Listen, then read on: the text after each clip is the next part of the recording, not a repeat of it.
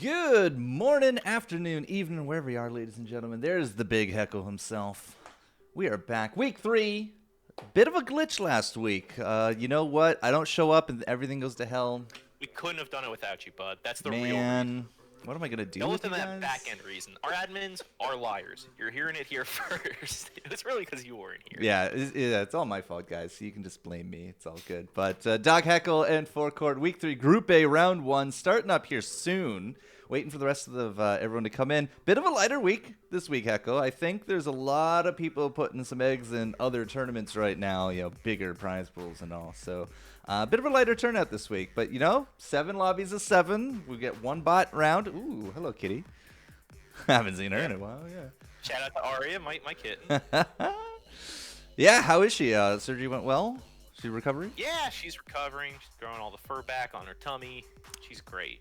Excellent. Good to hear. Never want to hear, downsides of this pandemic world that we're in.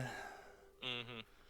But, yeah, Heckle, how you been, buddy? It's been a little bit. Aria making her guest appearance. Mm-hmm. Figure if she wants to be here, she can be here. Like, Oh, cutie. Away. But yeah, I've been good. I had my first real damn I'm 30 moment earlier this week because I drank heavily during the presidential debate here on Tuesday night. Mm-hmm. And then I had basically a full day hangover on Wednesday, prompting me to take a half day from work because of how abjectly nauseous I felt. Beyond that, I've been having a great week. Things have been pretty good my end. I'm writing more music again. I've got a write-up for something that not exactly Underlords related, but it is UPL related, so maybe stand by for that because it's some pretty fun stuff coming down. Speaking of UPL related, just booting up my laptop so we can get a clear line from the admins. I see 5 in lobby. So not entirely too sure how much more we're going to delay it. Word from the lobby is that Mutant is coming. Okay. Weird. My Discord is just sitting here looking at me funny. Because it doesn't have internet. Thank you, laptop. You are the best. Nice. No. Not nice. It's okay, so I have a Razer laptop. It's a Razer Blade, one of the older models. I've had it since 2015 or so. Yeah. Until about a year and a half ago, it was perfect. Fantastic piece of hardware. Well worth the money. It became my work on the go. It became my gaming on the go, right? Year and a half ago, the wireless adapter just dies. Just randomly dies. And every time it dies, it freezes the computer when you try to restart it. It's weird. So I have a USB. I have a USB little Belkin that I hook into it, and it's all great. But Nice. sometimes you just boot up the laptop and it's like, hey, no internet, and it's just annoying. But I would still buy another one. I would totally buy a next gen Razer for sure. It's been very good to me. I've been in the market for a new rig myself. My laptop's starting to show some age. I think I got it Christmas 2016, maybe. So it's a bit on. This NVIDIA 960M is not pulling the weight that it once did. Fair. Yeah. Now we got those 3000 series cards out. They're looking pretty tasty. They Might are. actually take the plunge and build a proper tower They for the first absolutely time. are. Yep. Do we have word? Because I see 7 now. I can't look because you're in my Discord. Yeah. 1, 2, 3, 4, 5, 6, 7 in the lobby. If you could just get it confirmed, we can get this one rolling, get it all started up. We got the all clear from Zex, Beautiful. so I'm ready. All right, multiplayer, not ranked, private. Unranked. Private hardcore. I believe that's it. So without Yes. further ado, ladies and gentlemen, let's get it going. Let's. Beautiful. All right. Blue Dragon, level 441. That would have been impressive until I tried out the Chinese tournament this week. There is a guy in the Chinese tournament, level 1 prestige, level 800 battle pass. That's crazy. I love this game. I play this game a lot. I played this game a lot with you, actually, this week. Had some good games. I watched you steal a very impressive barrier win away from a 3-star Terrorblade and a 3-star Spectre. Yeah, that was great. Quite impressive. But I play this game a lot. You play this game a fair bit as well. People in this lobby play this game a lot. I don't think I could get a level 800 battle pass unless it was my full-time job. 800 and is even then, really high up there, yeah. yeah. Like, that's just... Like, that is another level of dedication that I'm not sure I could even promote. It seems irresponsible to me. So this is like, if I saw a level 800 battle pass, I'd be like, wow, that guy must play a lot of games. I wonder what prestige he's at. And he'd be at like, 5 or 6 prestige or something, because that gives a lot of experience, right? Right. You get items, you get bonuses, you get keys to the city, all of that good stuff. But you didn't even have level 1 prestige. Again, absolutely mad lad stuff. Wow, it's just, who cares about single player, right? Yeah, apparently not this guy. That was just all purely multiplayer wins. It's crazy. Yeah. Incredible. So we watched Mutant here round 1 pick up not only a god tier start of knights and bats, but he gets a vitality booster. So good luck, team. That's sick. Good luck, team. Yeah. Actually, I think I can't remember if it went yesterday or no, I mean not yesterday. Holy moly, last Sunday or last week. But I put up an article recently on UPL's news section. It's uplesports.com/news. About sort of like a general like hit and miss of the mid-season update, the New Blood on the Streets update, and these VIP boosters, your Hoods of Defiance. And what is the other one that gives the adjacency bonus? Not chainmail. Headdress, vitality, Headdress. defiance. Defiance? I think it was defiance. Yeah, Hood of Defiance. Yeah. Yep, those are the 3. But yeah, all of these adjacency-based level 1 items that were auto skips before, like honestly, like VIP booster, headdresses were just like no, just not great items. But now that they give that adjacency bonus where it sticks, irrespective of where the target unit is, it's like it's awesome. These units are great, or these items are great. They're worthy to be up there right next to your void stones, your broadswords, your chainmails. They're solid pickups. Absolutely are. Yeah. And these days, you don't see a lot of headdresses, and you don't really see a lot of defiance. But if you had to take the choice, the Vitality Booster is not so bad. If you think about it, right, that's 750 combined health earlier on, especially with all the damage reduction and the healing you get out of this combination, right? Mutant should be off to a pretty fantastic start. He's saving his cash as well.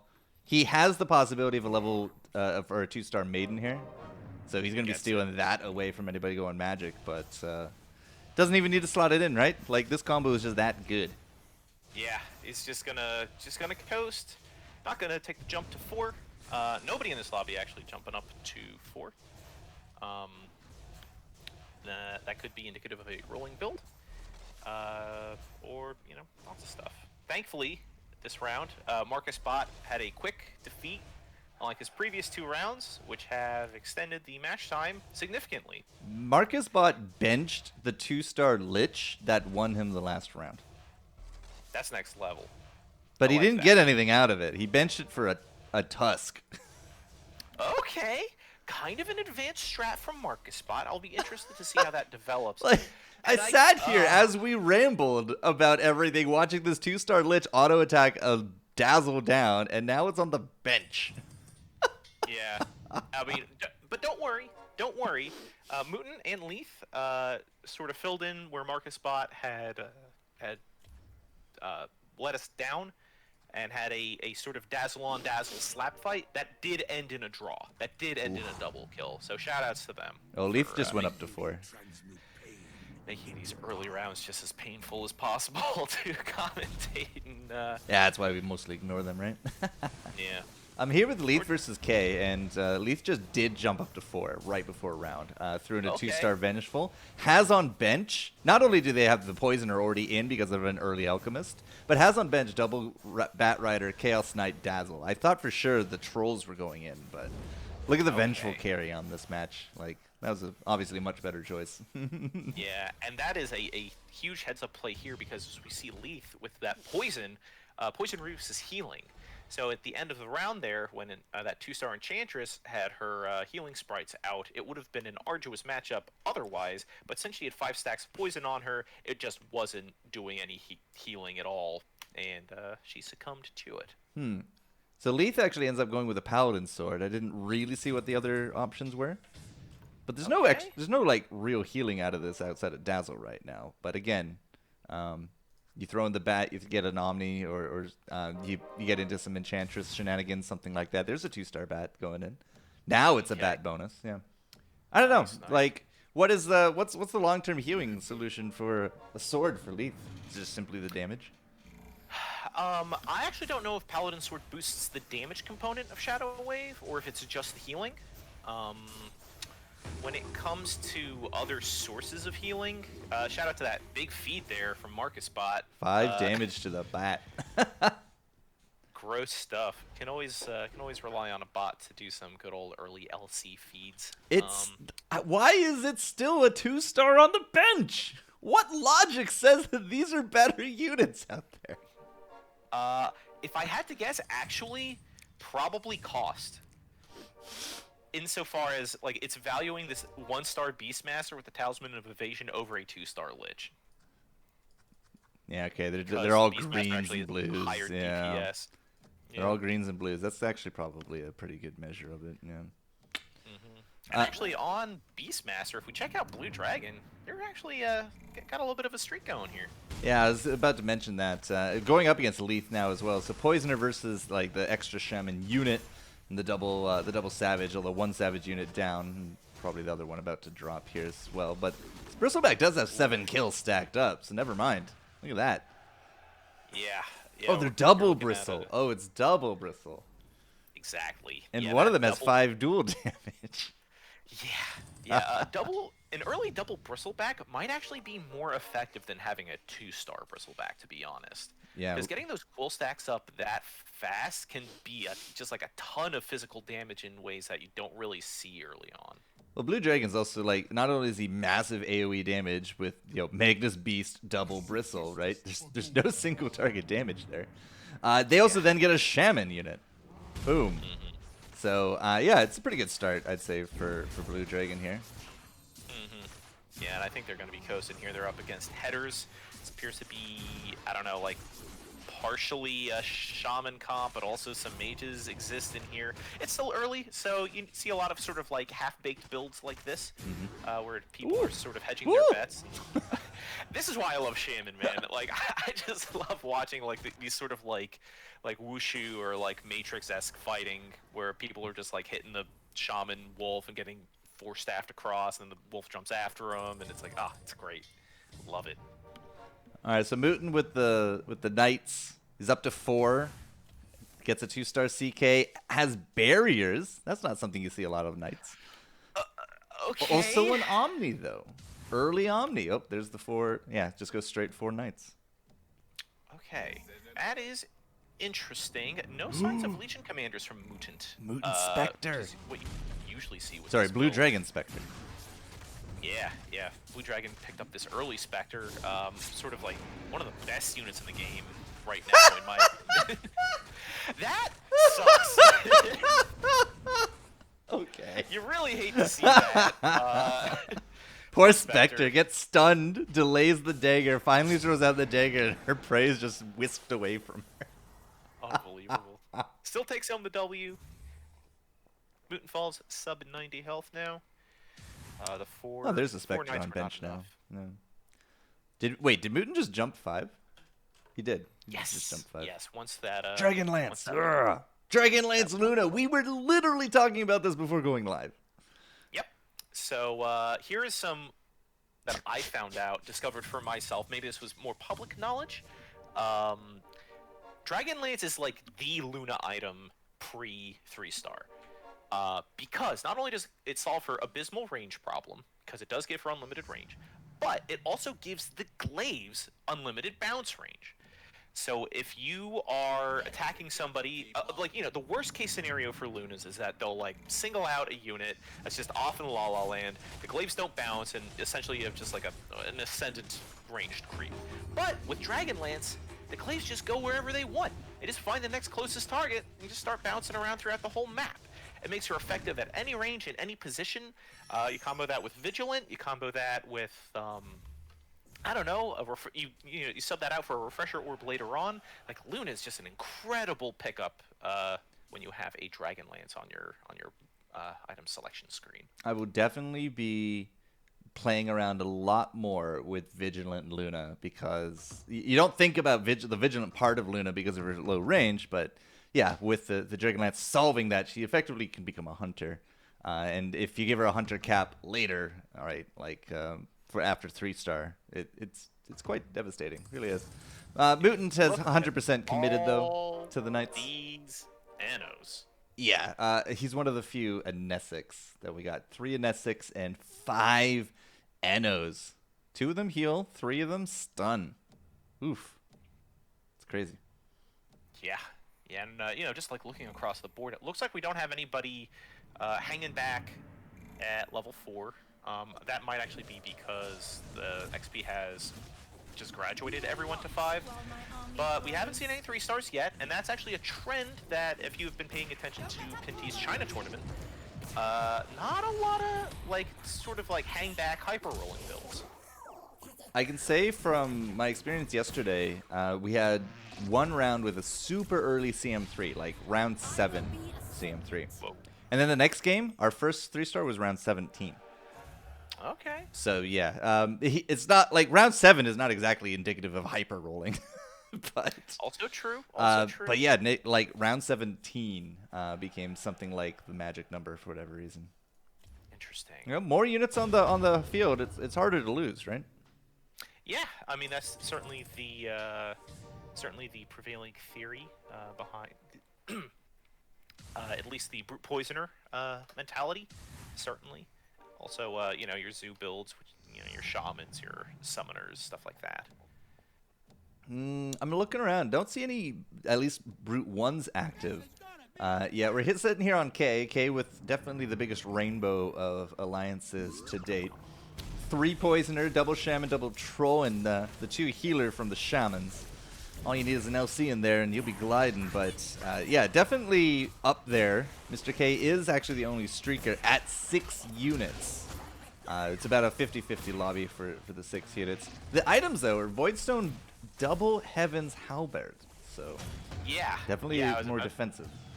About to point that out myself. A very, very defensive build, focusing on casting. Again, this is a healer alliance up.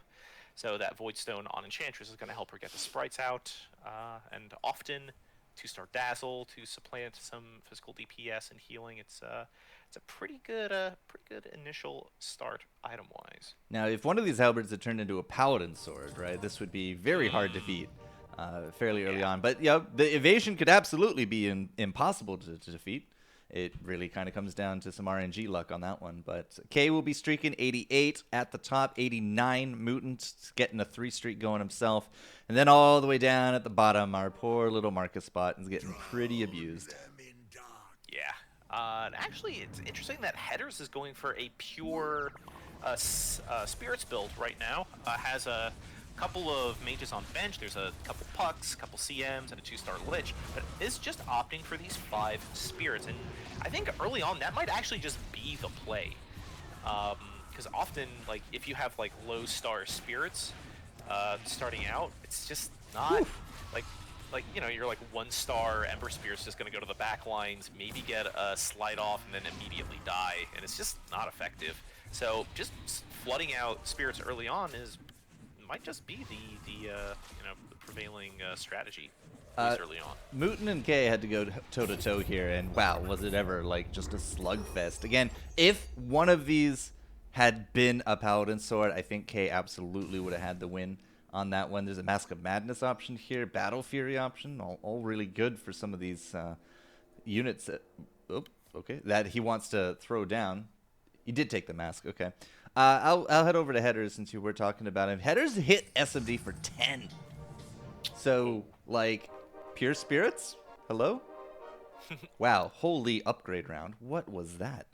Yeah, a lot of people coming up here. Leaf actually getting a 3-star Bat Rider is started as lowest... a joke, but there it is. Yeah, it's a strange inclusion with a kind of like a puzzling lineup so far. No real, like, you know, theory or thesis behind it. But hey, I mean, if it's streaking, if it's working, like, you know, who's to argue with results? All out stun Eno to buy time for 5, now 6 spirits. Well, I guess I think there's a Lich in there, right? Dang. The puck. Yeah. Wow. You know, so you said this might be the play, and I was kind of iffy about it. There's no barriers. There's no jewel, right? But, you know, solid amount of 2 stars on board, 2 stars on bench. It's a puck right now, not the Lich. But, like, dang, Headers. He's just murking people for 10 to 15 a round. Who was our friend that would always force spirits with Spirit Breaker? Datan? D10, yeah. Datan. Oh man. I hope we see him this week, and I hope he's still running that stuff because it makes no sense, but I love it. I love it so much. We haven't talked about Funchu much. Funchu going to be taking on Blue Dragon, but is still at 5. Just got a 3-star Wind Ranger. Hopefully that will be enough to carry him to victory here, but I don't know, man. 5 units in the lobby of a minimum everyone else is 6, and the front line just doesn't exist, right? It's tough. I've done this in ladder this week even, and it's tough. Looks like the Wind Ranger should win this one out, but like you're just on the edge of your seat for this one. Yeah, this is an older sort of philosophy for hunters, where you sort of chill out low, you get like an early 3-star, you just leverage early hunter, early heartless. Back in the day, you would get Weaver in here too. You try to hit your 3-star Drow, 3-star Wind Ranger, 3-star Shadow Demon, 3-star Pudge, stuff like that. It is a bit more viable now that there's another early Heartless unit with Vengeful Spirit that you can option into a Fallen build, should you be so, like, I don't know, just out of your mind. But I don't know. I mean, hey, we saw it just then. Funchu took home a win, pretty much off the back of that Wind Ranger doing 7.7k damage. So, I mean, crazier things have happened. I mean, like, he runs into that Knight combo, or you run into these Healing Shaman combo, right? You're gonna have a bad time, but it can win. It's just very heart-wrenching to see that bench all stacked with, you know, 8s and 7s and 8s of units right here. So I guess I got K versus Headers on screen. Headers is just absolutely murdering Algebra class right now with these triangles. Pythagoras would be proud. Somewhere he's looking down and smiling. Good old Isosceles, yeah. Going to turn down the game sound just a little bit more. So yeah, as I said, Headers only streaking. He's the only one streaking. We did lose Marcus Bot last round, by the way. Mutant did finish him off. Hit him for a silly amount of damage, which was a surprising elimination. But Blue Dragon loses. Leaf wins. Mutant down 66. Does have the 4-Knight. Has the second Shaman in. Nope, that's a lie. That's just on the overflow. I was going to say, could this be 4-Knight for healer coming out of Mutant? I used to be a more popular build when Abaddon was Heartless and Necrophos was in the game. Now, not so much. Rip Necrophos. I have not had any success with that particular build. Like, you know, you saw your 4 Troll, 4 healers as well. That has also gone the way of the Dodo, given this mid-season update. Oh, God. Like, I am, like, these Delta Slams are perfect. This is the stuff you dream of with Headers. Poor Mutant, though. I was actually about to bring up, too, that Blue Dragon was having a pretty good time at the top of the lobby with a Savage Brawny build that you don't see a whole lot of and coasting pretty well, but just gets absolutely decimated by the spirit spam here by Headers. Well, there's no Dragon in, so Snapfire's viability is very limited here. It's bad. Yeah. It's straight up bad. 6 units. They've opted. Okay, what Silver Edge or Roll? Yep, Silver Edge. Yeah, I was gonna say they've opted to leave the Spectre in over the Puck. Now maybe they just got the 2 Pucks now. I didn't see Blue Dragon for that round, but 2-star Spectre over 2-star Puck to activate Dragons felt like a bit of a stranger addition for my eyes. Spectre can do damage. Like let that be known. Yeah, like you said, Puck's in now, and the 2-star Spectre does do a lot of damage, but putting that in, if you're gonna do that, then you got to take the Battle Fury off of Juggernaut. You got to put that on Spectre because that is just an unreal amount of damage to the backline. Battle Fury is seeing a lot of play this season. Yeah, it's really good. Like I expect headers to look for one or to pick one up with Ember Spirit. It's always been an Ember Spirit item. Super good. Just deals tons of damage during Sleight of Fist. But like I don't know. At the same time, you know, you want your brawny units to get kills, and Spectre isn't a brawny unit. Absolutely so, not even a Savage unit either. Exactly. So you have some sort of like perpendicular play here, where it's like, okay, I put the Spectre in because she gets kills, she guts the backline, but you're also starving your brawny unit kill counts by making that play. So, you know, I fully support putting that Puck in. Puck is also a good unit for kills, but I don't know. Speaking of 41 kills in 18 rounds, definitely could be a little higher than that because you're averaging like what 2.5 a go, and everybody has at least 6 now. So, yeah, Puck picking up 2.5, 7 on Spectre, right? So feels bad. Now they're not exactly in danger zone. Blue Dragon kind of middle of the pack right now as a 2-star Puck comes through headers. So anybody else you want to look at before we start getting into heartbeats? Just would like to point out, SMD does look like they are going for a Fallen build. Maybe not the most standard one because I see like a Brute inclusion here. Yeah, there's I see a Doom. Yeah, like a random Doom on the bench, I guess. You know, we don't see a whole lot more. We don't see a lot of Demon play this patch. Well, because, Warlock. Exactly, like because Warlock's gone, and that sort of avenue is erased for like massing demons, which I kind of mourn. I kind of miss the fact that there was a way to put a bunch of demons on the board and take the most out of that. Yeah, you don't play duos much, do you? I don't. Yeah, it became very bad. Fair. I think like the most winningest combo was like mages demons. So you would go mages on one partner and demons on the other with a warlock. It was just that is stupid. Super smart. You very little crosstalk. Just everybody wins. And speaking of mages, like you know, we look at the top of the leaderboards here. We see Poison, we see Brute, and we see Mage, and I think those are like the 2 strongest builds right now. Mostly because they have the best chance at contesting each other, at least power-wise on the board. Because mages don't really care if their attack damage is reduced, which is a specialty of Brutes. It's like their whole kind of thing. Whereas, you know, more physical damage comps like Assassins or Warriors or Knights, they do care about that sort of attack damage neutering. But, you know, mages are frail. So you have to sort of balance those 2 things.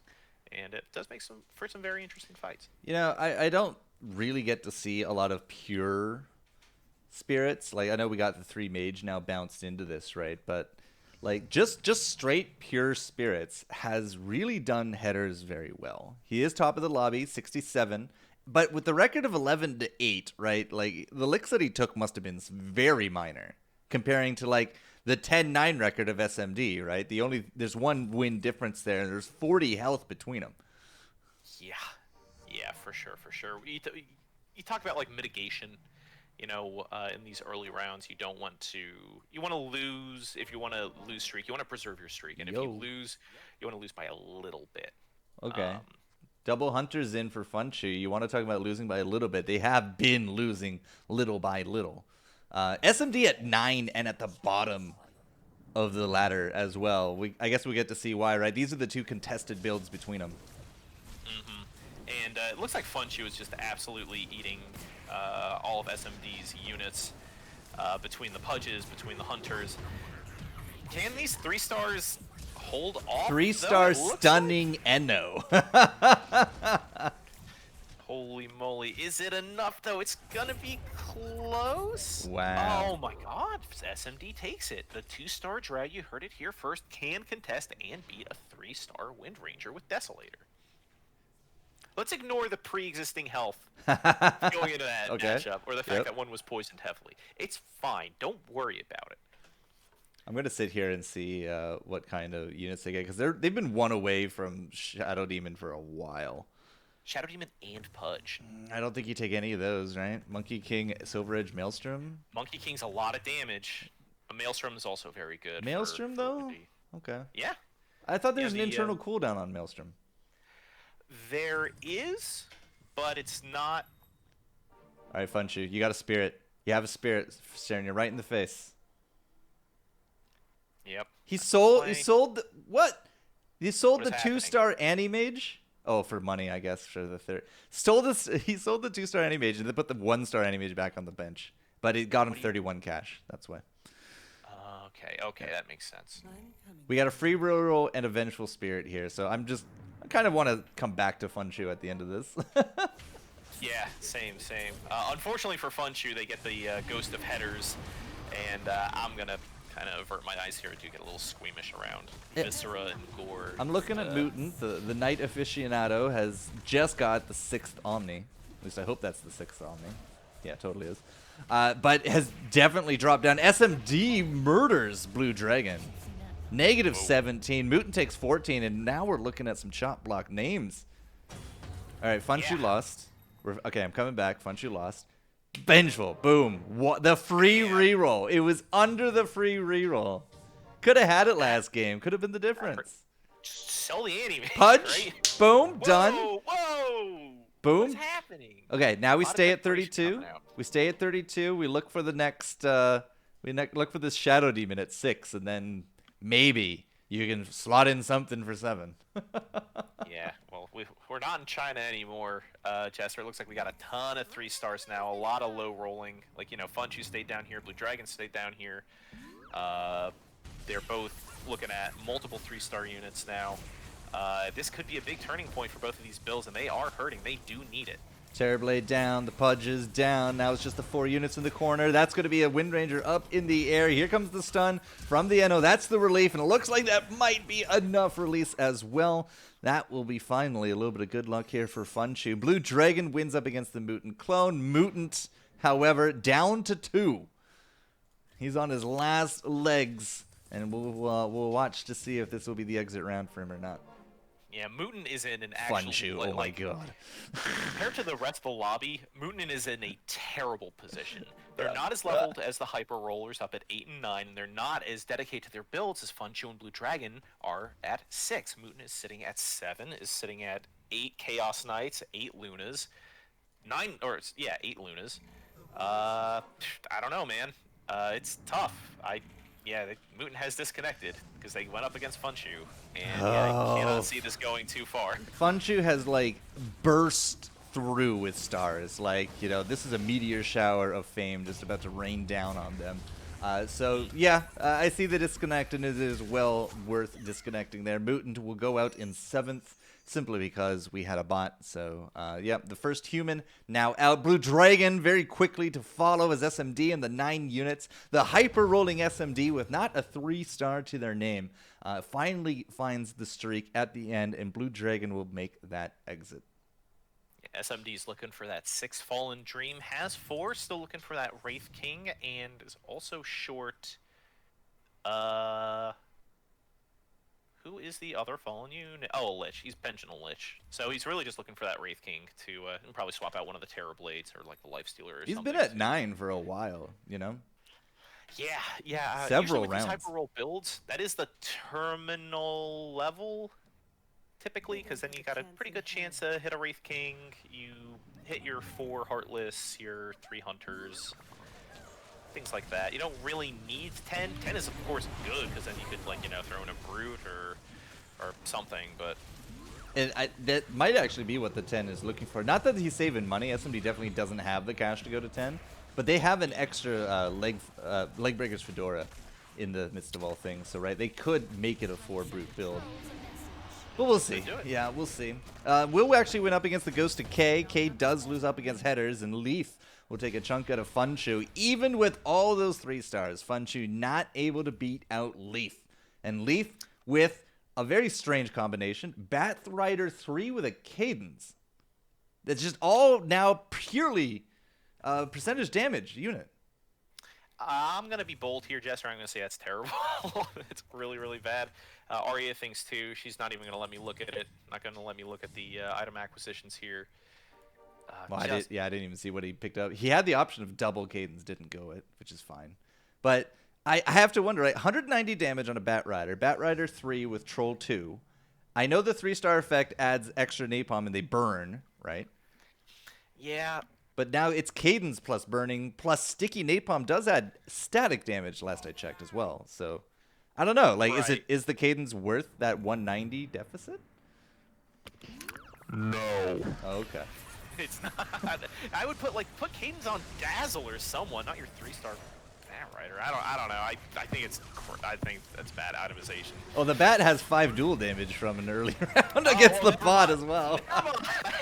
Well, yeah, screw the 5 damage. We don't need it. But look at this spread. Sven actually topping out the damage meters.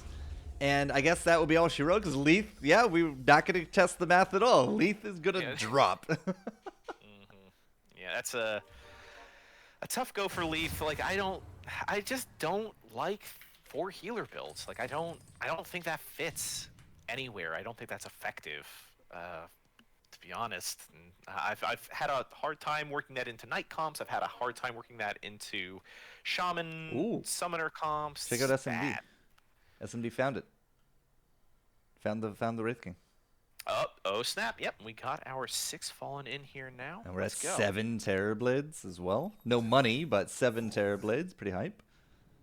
SMD did just kick someone out of the matchup as well. Eliminated the 5th place. SMD now up against Fun Shooting level 9 versus level 8, but that's a lot of 3 stars to be going through. Will the Fallen's resurrections and all the health benefits outweigh the damage of the Hunters? So far, yes. Lots of stuns coming in, but Pudge is getting pretty beefy. He is really eating it. Oh, okay. Keeps going. Oh no, it falls right on Lich. But there's a stun. There's a stun. It's not enough. That's absolutely not enough. Run unless. Nope. No, it's not. Native. Now that's not the biggest Pudge I've seen, but like he just gets bigger and bigger and harder to kill, and he just soaks up the damage. Yeah, it's a big boy. Big boy. Oh, that's wow. terrifying. Holy moly, there's some big pickups. I'll yo that for Headers. 3-star Puck, 3-star Lycan, 2-star Wraith King. This is a pretty hype top 4. I mean, I'm really concerned that Headers could actually just murder everyone. He's double streak completed, 18 and 8, has the double human with the 3-star Puck, has a bloody almost a 2-star keeper in his pocket with 5 spirits, and that that Earth Spirit has a heart of Tarask. Right? How disgusting is this? Yeah, that is super, super gross stuff. I heard Funchu had 3 stars at one point. I hear it. Just gone. He's just gone. Damn, man. Absolutely erased. Who has an axe? I think it's K. I've been watching K versus SMD. And this Lycan is making short work. This should be their death. SMD's out. Damn, man. Finally got that 6 Fallen and busted. Ugh. Yeah, I mean, the Fallen just provides twice the amount of heads for axe to chop, it seems. Oh, Headers went up a level. He has a Lena in now. Yeah. Wait, he's a double keeper Lena. He took out the Void Spirits. Okay. Headers could have 6 mage, but instead opts to have a 2nd Keeper of the Light and a 2nd Storm Spirit. I don't know about that. Oh, well, he's up against like a clone, so we're going to watch the death match over here. Yeah. Funchu into 3-star Circus Heckle, right? Like, big power spike. It's down to the last wire. 2 health versus 3. The Spirit Break into the corner breaks up the mood a little bit. And, well, I just don't see the poison from that Alchemist doing enough. The 3-star Lycan and the cronies just tearing them all apart. The wolf pack is good, and the dunks are real. All right. Yeah, I mean, that could have only gone one way. A 2-star Life Stealer with Mask of Madness beats a Pudge with Blade Mail every single time, no matter how big they got. Black Pudge King didn't get Bar? the chance to Hello, inflate. K? Black Oh King my Bar? god. Black King Bar? Echo got so surprised he disconnected. His cam froze on his O face. That was perfect timing for that, dude. I'm so mad! Here I am, mid-rant about this beautiful BKB. You know what? I said the word nuts, and I think Discord's like, nah, you can't say that. You can't Your say that on webcam, here." your webcam was just your O face, and then it just pixelated and died. That's why I want to go out, you know? It was a Shivas for headers, level 9, 2-star keeper in the corner. Oh, wow. Yeah, finished that up. Still isn't putting in... He got doomed! It got Oh my God. doomed! The 2-star keeper got doomed! That sucks. It's a game. Hey, buddy, it's a game again. That is... It's not. Oh, no, it's not. Unless- This is over. Unless... Like, I don't think a 3-star Lycan without wolves could beat the Earth Spirit that has 20 armor. Like, That's true. I don't think that's happening. Yeah, it's a tough end for K here, but congratulations to Headers. Absolutely cleans up this lobby with over 2/3 health. Damn. 21-8. He was like 10-8, and then just like, I'm not gonna lose He didn't anymore. lose. Yeah. He double streak completed this game. Wow. Unreal. Unreal. And hey, uncontested mages, you know, that's what happens when you don't contest mages. So something that I definitely have noticed now, since I've been playing a lot more in the boss and big boss lobbies, right? Boss and big boss have like this insane love of assassins. Like early assassins, 6 assassins, you get those Slarks, right? You come to a tournament setting, nobody gives a damn about assassins. Yeah, I don't see any at all. I brought this up when we were playing earlier this week, insofar as like assassins are gambling because their ability is RNG, right? And Underlords is just like gambling enough as is. So when you sort of hedge your bets on like what is essentially just like hyper gambling, 2-dimensional, 3-dimensional, 8-dimensional gambling, it's not a sustainable strategy. 8-dimensional gambling? Damn. Yeah, it's You're so it's that fancy. real, yeah, it's that really really, you know, it's like flipping a hypercube instead of a coin, if you will. The Borg would like a word with you. Indeed. Oh, lordy. All right. I've been told Group F has a great party to join, but, you know, can't do see it. it. Yeah, can't do it. I don't know who's in it. Fortunate. So, yeah, Although- we got a bit of time to ourselves. A little bit of time to Perhaps. ourselves. Mm-hmm. So, yeah, no assassin. We had contested hunters, and, like, but no Terrorblade 3 ever actually showed up. The Terrorblades were split between the two of them. There was 8 Terrorblades on Funshu's bench, but couldn't find the last one. Yeah. Big tragedy there. I think the bot actually ended up screwing over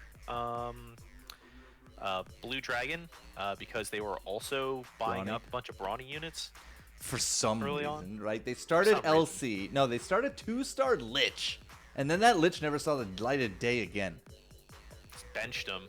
It's just like, why? It's like throwing 3 gold in the trash. Like, a 2-star Gray should beat out a 1-star Green. Yeah, that tracks. I mean, should. Oh, Like, do some yeah. math here, programmers, right? They played it Green once, got is benched, bigger than- put in an LC every time, and it fed damage everywhere. Just fed damage everywhere. Yeah, it was weird. Yes, So, lobbies of 7 are going to be definitely a little bit more lopsided this week, but we do have 49 players, so it's 7 lobbies of 7, so everybody gets a bot. Can't really complain about that too much. Did my laptop seriously just turn off again? Damn, man, it's not my laptop's day at all.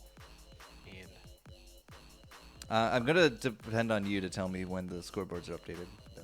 sure, I will be chilling here. There's David Mango. Yeah. Finally gracing us with the presence in chat. I've seen Serious Sam fan out there. Foster's been hanging with us. Ekamic and Majesty stomping by. It's a good day for Underlords, guys. Not only did the Worldwide defend itself in the Chinese lobbies, but now here at UPL, we saw Spirits. Not even Magic, like just Spirits do fantastic today. It's a good day. It's a good day. Yeah, and this is making me reconsider, like if going early mage is even worth it if you have the option just to do spirit spam early on. I mean, you can find that Ember. Fine, yeah, do it, man. But God, finding a blue that early is so RNG. It's tough. It's tough. But hey, in the same vein, I have gotten round 4 2-star Terrorblades. Round 4 2-star Terrorblade. You just made me throw up a little in my mouth. Yeah, I made everyone else throw up in that lobby because it was a win. Disgusting. Ugh. Absolutely gross. Yeah. Absolutely gross. Oh, and I agree with Angsty Lou. That 6 mages is a very, very good strat. It is pretty OP. I mean, like, you think about the utility of what mage offers now compared to what it used to offer. So yeah, like, Razor's out, Morphling's gone, and Morphling 3-star is one of the more interesting 3-stars of... That was a great 3-star. Yeah, but it is gone to those Elysian fields, so may angels guide it. But instead, we got Rubik now. Maybe Lena's isn't the... well, Lena doesn't have a 3-star upgrade because she's 4 cost, but, we have that burn effect, and that, that big magical single target nuke that we didn't used to have. Puck Tinker is back. It's just a much more dynamic lineup now than it used to be before the new Blood update. My laptop is just absolutely refusing to work with me today. I don't know why. It's one of those days, man. I mean, it's clearly connected to the internet. But, like, no, it actually is connected to the internet, but it won't load Discord for some reason. I don't know. Okay, so I'll just depend on you. Easy stuff. Sure. So we have some. I mean, I'm checking out scoreboards.upl Esports, and it looks like it's working. Well, I mean, the admins will tell us when it's all done. Only then am I really worth talking about. Fair. Yeah. So, at least in the duos, I've seen Dr. Heckles invited me to a party. Thanks. In duos, I've seen what Angsty Lou is talking about a little bit more prevalently than my solos, but not exactly 6 human, but 4 human 6 mage. Yes, and I've run that too, and it is real good. I feel like that the cornerstone of that, though, does kind of depend on a 3-star CM and a 3-star puck.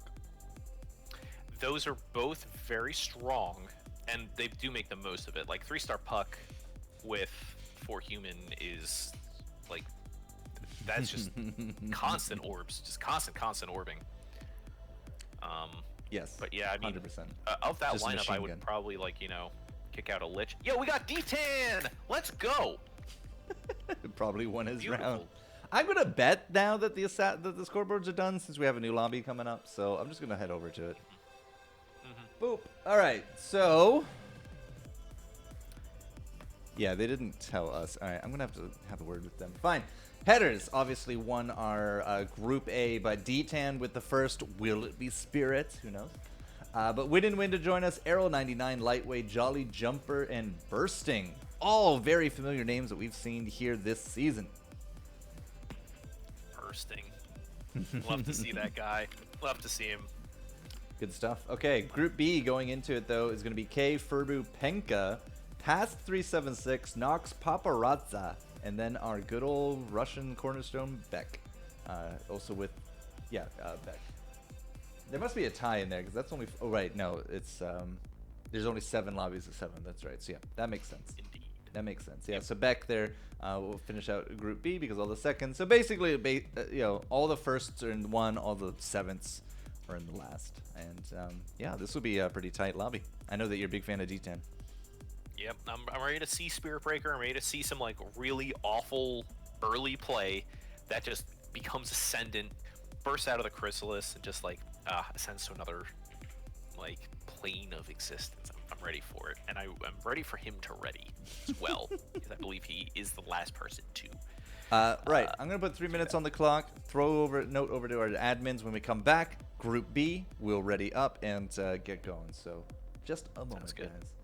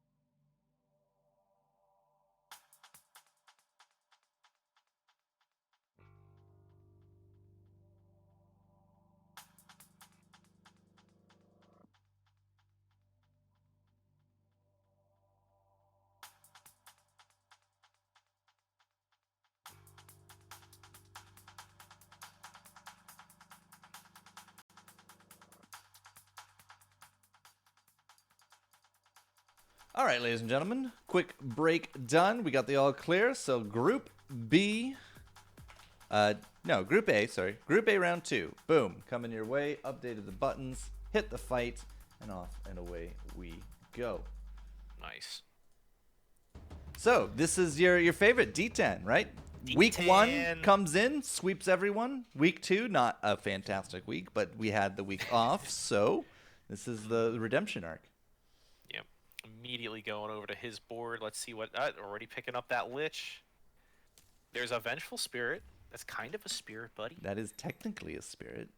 Spirit in name only, a Sino. So for historical reference, guys, ladies and gentlemen, D10, the very first time he plays in the tournament, gets first overall, and all 4 rounds, he goes 3-star Spirit Breaker with Spirit's magic behind it. It is a baffling build, one that shouldn't work, but yet he won week 1. He did. So you know what? Why not? He's open fording here. He's hanging on the Lich. Very committed to this bit. Let's see if it works out for him. Yeah, it did not get him first every round, but the overall number of points that he was able to accrue did put him first. So it's not invincible. It can definitely fail, especially if people catch on to it, right? But yeah, it was definitely a very fun week 1 for us, because it was also like the first week of the new patch, right? Like this was before Fallen got nerfed, because week 2 Fallen got nerfed. Mm-hmm. Yep. So a lot of people were playing Fallen Heartless, Fallen Hunter, Heartless Hunter, right? Yep. We've definitely A lot of diversified a hunting. lot since then, haven't we? We have. I think there's a lot of really cool and interesting builds. We didn't see Knights do too well in the previous lobby, or Brawny to do too well in the previous lobby, but I do think that both of them are very viable low rolling builds. The jury is still out for me on assassin comps, personally, but like, you know, you got your brute hyper leveling builds, you've got your mage builds that you can build any which way. You can do it with spirit spam, you can stay low and reroll for your 3-star CMs, 3-star liches for that early chain frost, super effective. But yeah, there's a lot of ways to get to the top of your lobby now in Underlords. D10 saying that was a cool header strat last round. It definitely was. Worked out at the end. Went very very overwhelming once they got the requisite number in there, right? Mm-hmm.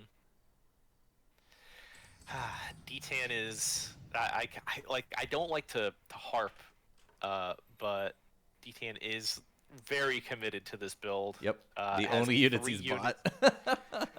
Only 3 units. Woo! Just Lich, Spirit Breaker, and yeah, I think Mr. Lightweight is going to be having a good old time here for a little bit. Well, is he the only one with double? He's the only 2-star on board, and he has 2 of them. And it's not only that; it's a 2-star Tusk with Savage. So his punches just get. He's Goku, right? He's just Goku powering up through the Super Saiyan phases. They just get harder and harder hitting. Or, perhaps Saitama from the eponymous One Punch Man. No, Saitama's punches just kind of do a flat KO every time. Yo, I hear that fighting game is bad. I have so yeah, the only thing I know about the One Punch fighting game is that you can go as Saitama, but basically you have to spend like the whole round doing nothing, like just charging the punch. And then if you get the charge, if you get the punch off, you win. Like that's it. It's a party fighter akin to like Marvel vs. Capcom, where like I think you can't lead off with Saitama, and Saitama is like running to Yeah, he's running to the fight, so yeah, you're down a unit or something silly like that. Just for Gear Snap though, One Punch. Thanks for the sub, Gear. 13 months. Year. Dude, our baby's 4 months old. It's great. Hope you're taking good care of it. But yeah, it's been. Where does the time go? Let's talk. How long have I been doing this? Let's talk about another video game called Dota Underlords. Just for a moment, we have Poisoner for 3 separate people online, and then Mr. Vladimir Bot is contesting win and win for prize. That's so funny. You hate to see it, truly. Like, of anything that even could be going, these bots love Brawny. I don't know what the deal is. They're addicted to it. They can't get off. Well, let's look. Blue, green, gray, and then on the bench, grays. Found a Meepo. So by logic, Meepo should go in for Tusk, right? Yes. Doesn't seem like it's happening. Maybe the item. Unless no. Maybe the item weighs it out, or maybe it's because it completes Savage, right? Yeah, it might value alliances over. The AI is super weird on this game. Yeah, I want to meet the AI programmer, see what goes through. Because I mean, I love how you said programmer, not programmers. Yeah, no. Yeah, this is like we all know how Valve like works with like the Cabal system, where you can just like move your desk and just work on anything. You want to work on Counter-Strike, just move over to the Counter-Strike Cabal. You want to work on Dota 2, you move over to the Dota 2 Cabal. How that works in a remote working situation, which as far as I know, they are still under. I don't know. I don't know how that works. Is that like an advanced, like maybe that's a project, like like making an interactive Cabal mobile sort of cloud Slack thing where you just like sign on and you just move your avatar over from the Underlords Cabal into the Counter-Strike Cabal or something, or to the Half-Life 3 Cabal. Well, if we don't hear from Hecko again, ladies and gentlemen, just know that Gearsnap killed him in his sleep. I mean, hey. So, interesting fact, Vladimir Bot not only is not picking up doubles in his inventory, has put this Stonehall Cloak on the 0-kill unit, the only unit with 0 kills on the map, and they don't use their free reroll. He's just sitting here not using free reroll. Not overflowing, not using the reroll. You gotta understand that hubris and manners are also being factored into bot AI.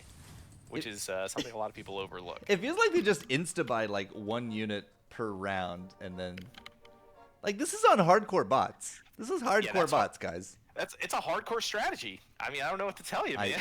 I don't even. And he's still doing better than 2 people. I understand they're not overflowing. I get that.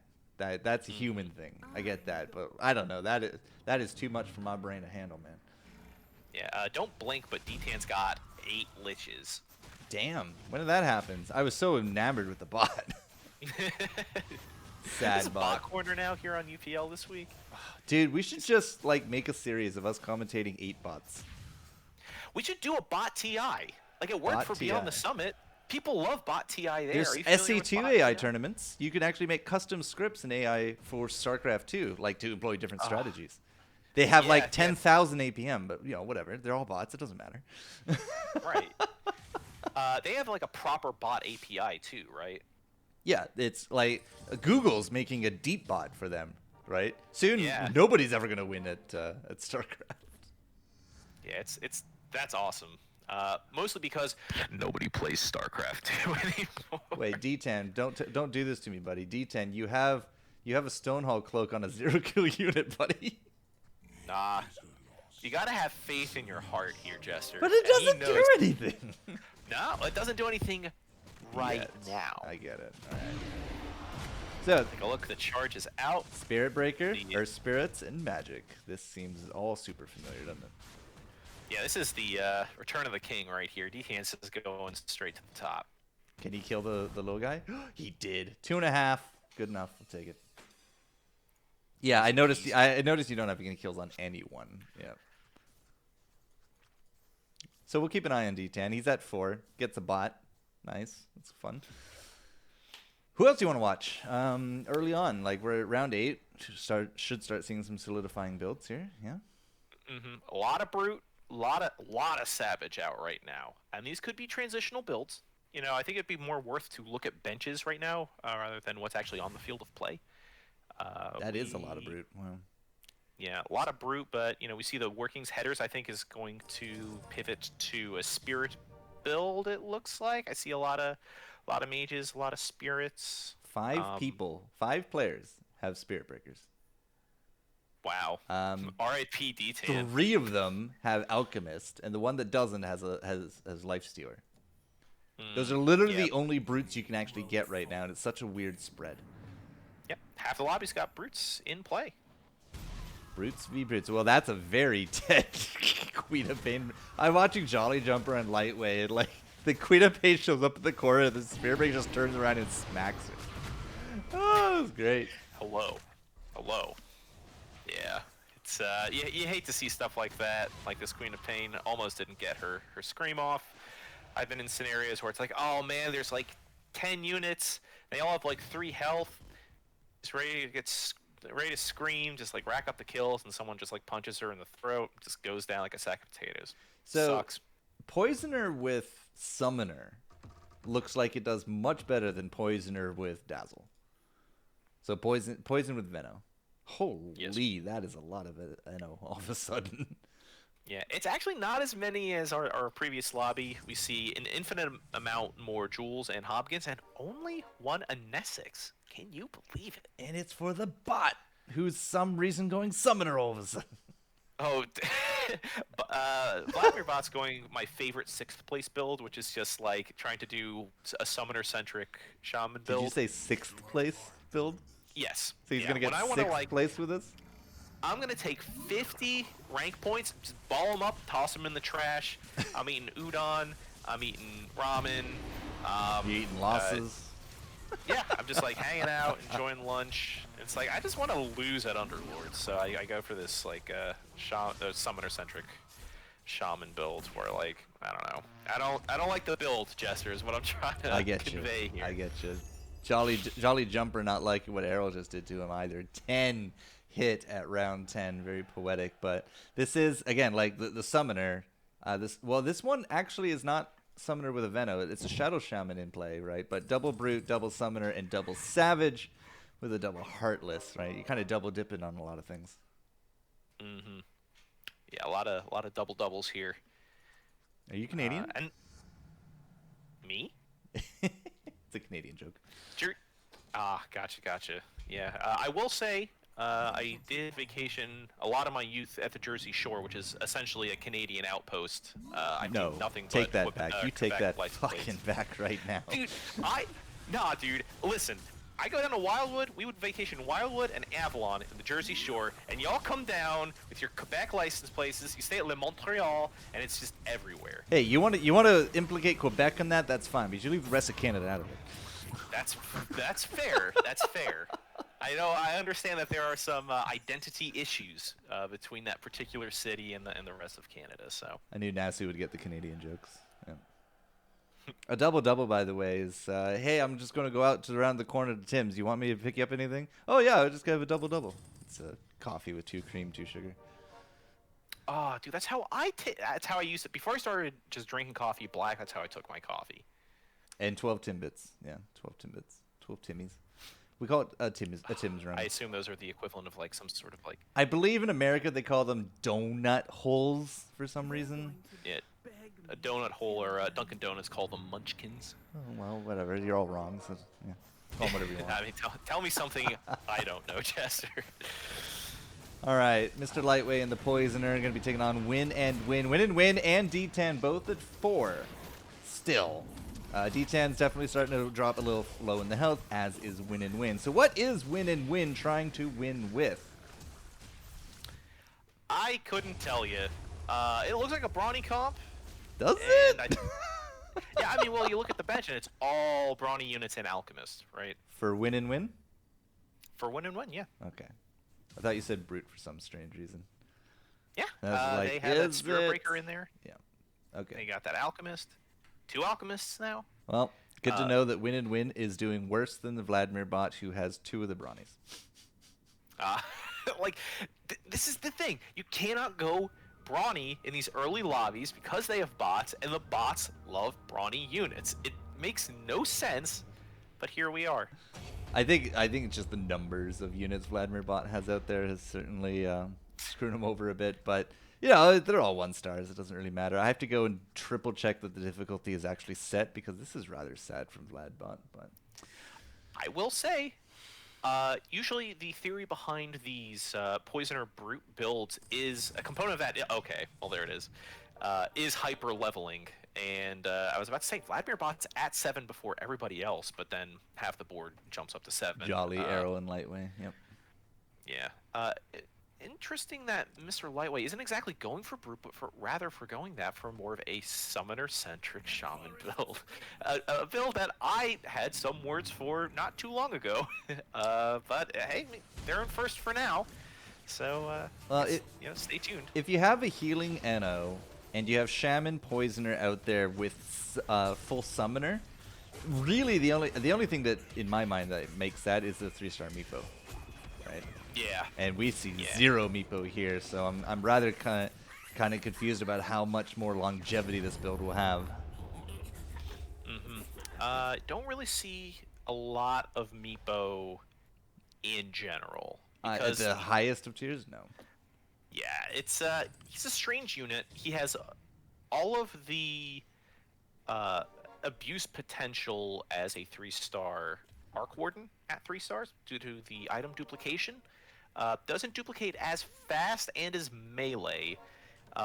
His typing is also, I would say, categorically worse. Rogue just isn't too good right now. Again, you can read all about my thoughts on Rogue and Swordsman in my write-up on UPLesports.com/news. Basically, like, it's, I don't know, it is strictly better than what Evasive used to be, the Evasive Alliance used to be, because it actually puts some additional sweeteners on just your dodge chance, but I don't know. It's still so finicky, even with the prevalence of more dodge items, like Heaven's Halberd, like all the rest. It's just, I don't know. I don't like it as much, and I don't think 3-star Meepo is usually ever the win condition that Arc Warden used to be. Arc Warden was certainly a very hit or miss, wasn't it? Yeah, I miss him. We drew. Like, every day win, I wake win, up and I miss Jester. I mean, there's always Classic. You can go back to Classic before the 3 stars. He's not in Classic. All He's right. not in Classic, Jester. He's not there. I'm pretty sure Arc Warden was in Classic. It's not there. Nah, dude. The only thing about Classic is the format. Yeah, wasn't Arc Warden in Classic? Okay, maybe not. I remember there being an Arc Warden in the original betas. Yeah, of course. The Classic only refers to the format with creeps, with interest, with all of that. The hero pools are the same as proper ranked. Is that true? I'm like 90% sure that's true. I was not under the impression that was true. Check out Win and Win, though. Giving a big flex on Errol here. Got that 3-star bound, 3-star Juggernaut. Yep. 3-star Juggernaut with Battle Fury. And you know that, like, 3-star Juggernaut just elevates your entire comp because of what that gives. It's just like he has so much HP at this point. It is a crying shame that Win was not able to find a Stone Hall Cloak, because that just makes your entire army into beefcakes. Yeah, but you sacrifice your Juggernaut damage for it. That's true. I mean, he then only has 270 natural damage with a 1.25 attack rate, though. Only, yes. Only. I feel like we are going to start seeing some of these eliminations soon enough, but with a spread of 50 health between top and bottom, D10 is still at 4, ladies and gentlemen. He is the lowest by 1 to win. That's a D10.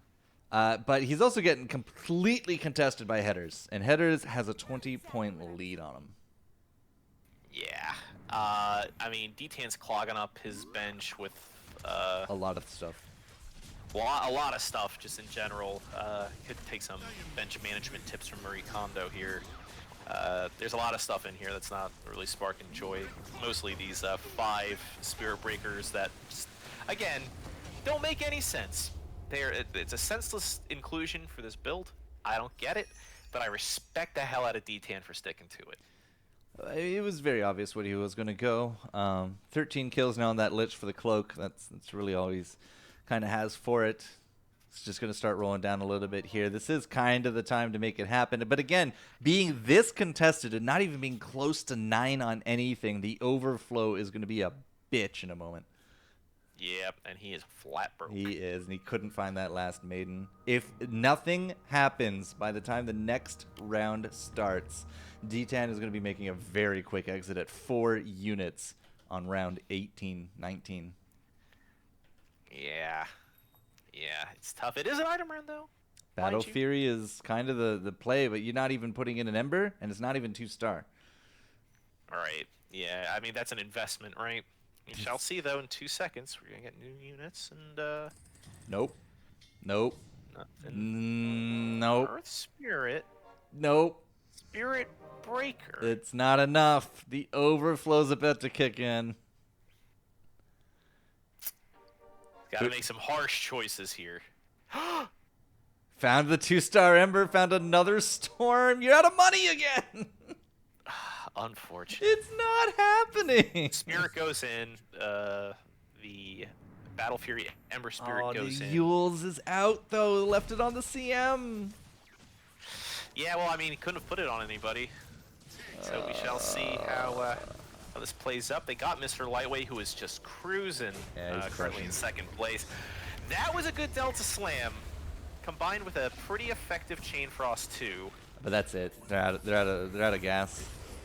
Unless, I mean, that was another pretty heady Delta Slam. It's a pull. It's looking bad. Doable. It's looking bad. It's looking bad. They will survive. D10 does make it to the next -5. the next round. Yep.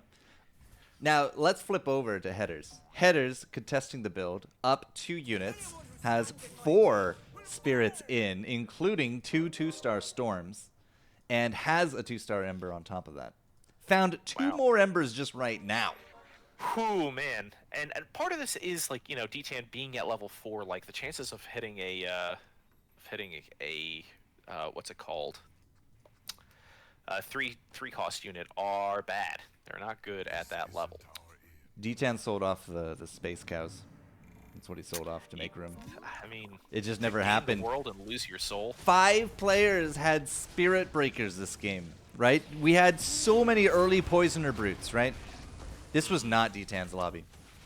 Yeah, I mean, and I like you just see these brute-centric builds all over, like, you know, these high MMR games, and it's like I don't know if that's a scalable strategy right now. You're going to be tested at almost every corner for Spirit Breakers, for other brutes, and with mages such a viable option and a viable counter to brutes, you're going to be challenged at that arena too. So I mean, I don't know. I respect D10.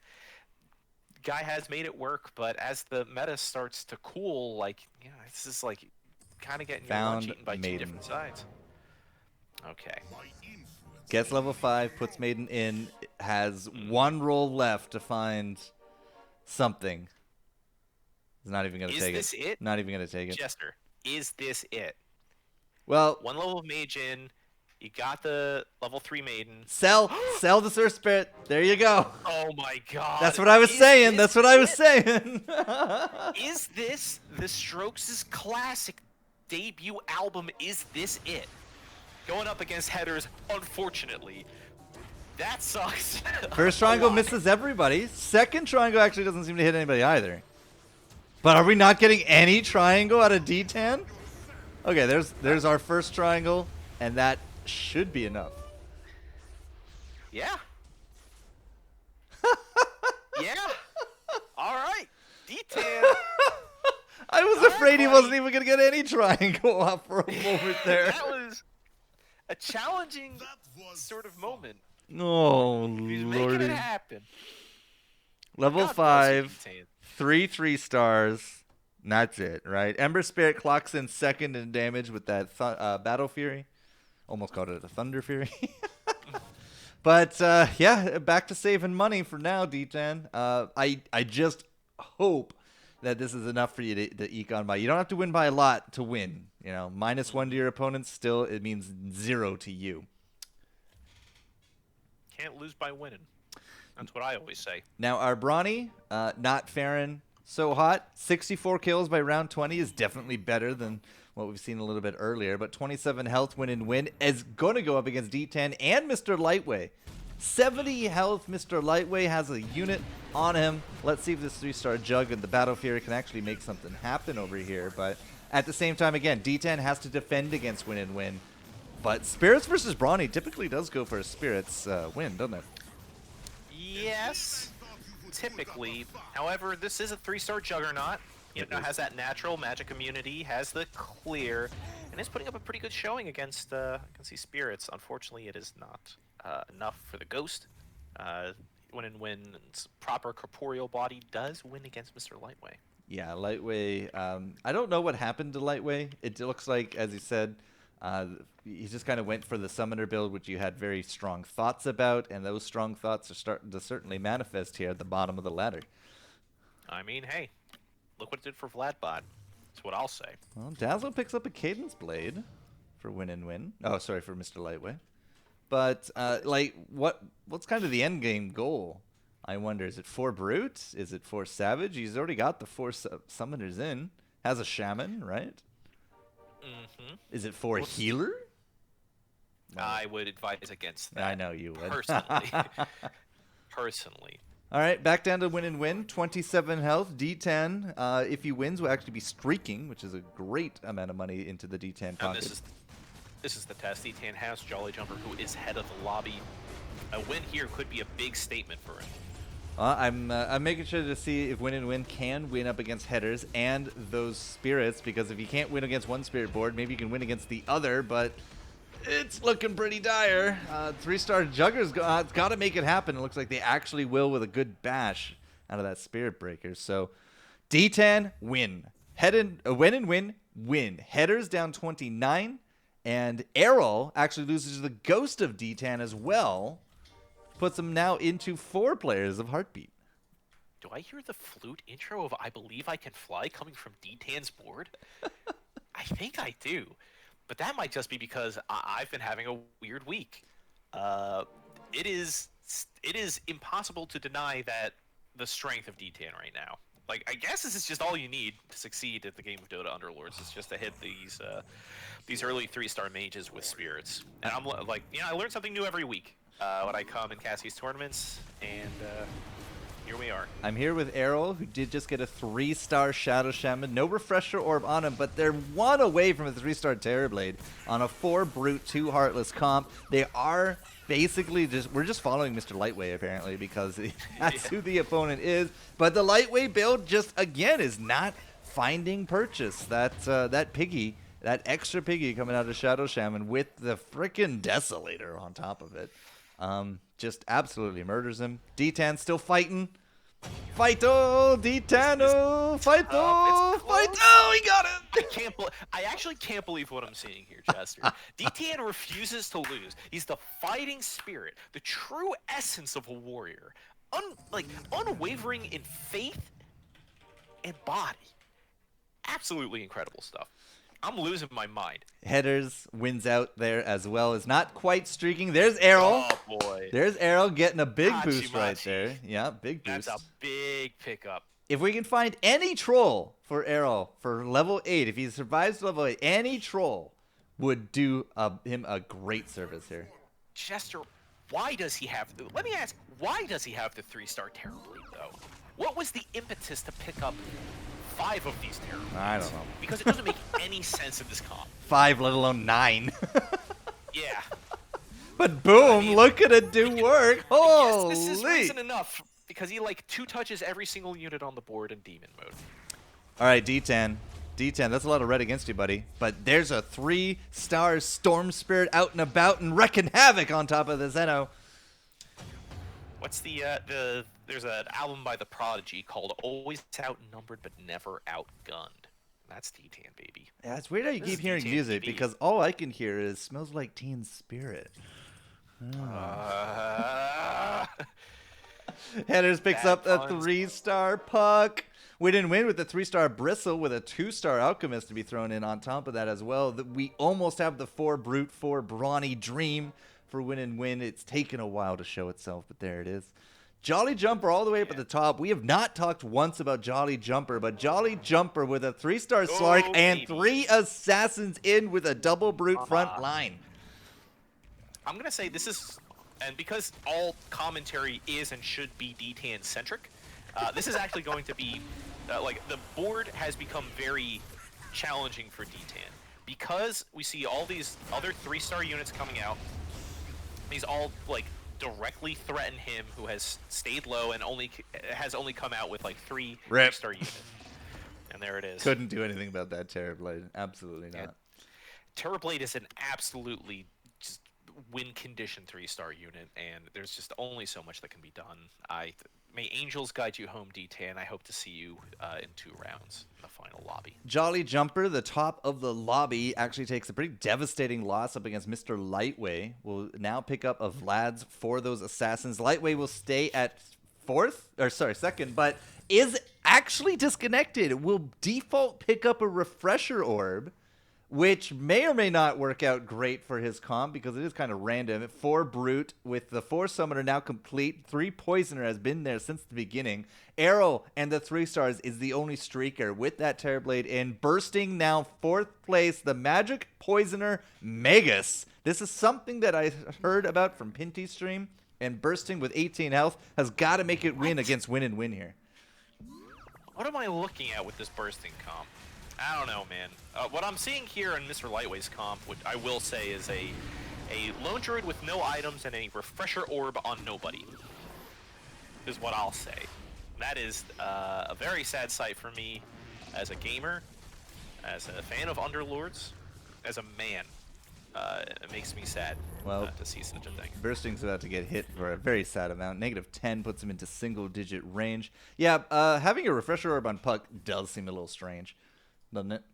It's not a 3-star Puck, though, so c'est la vie. Mr. Lightway really needs to come back soon.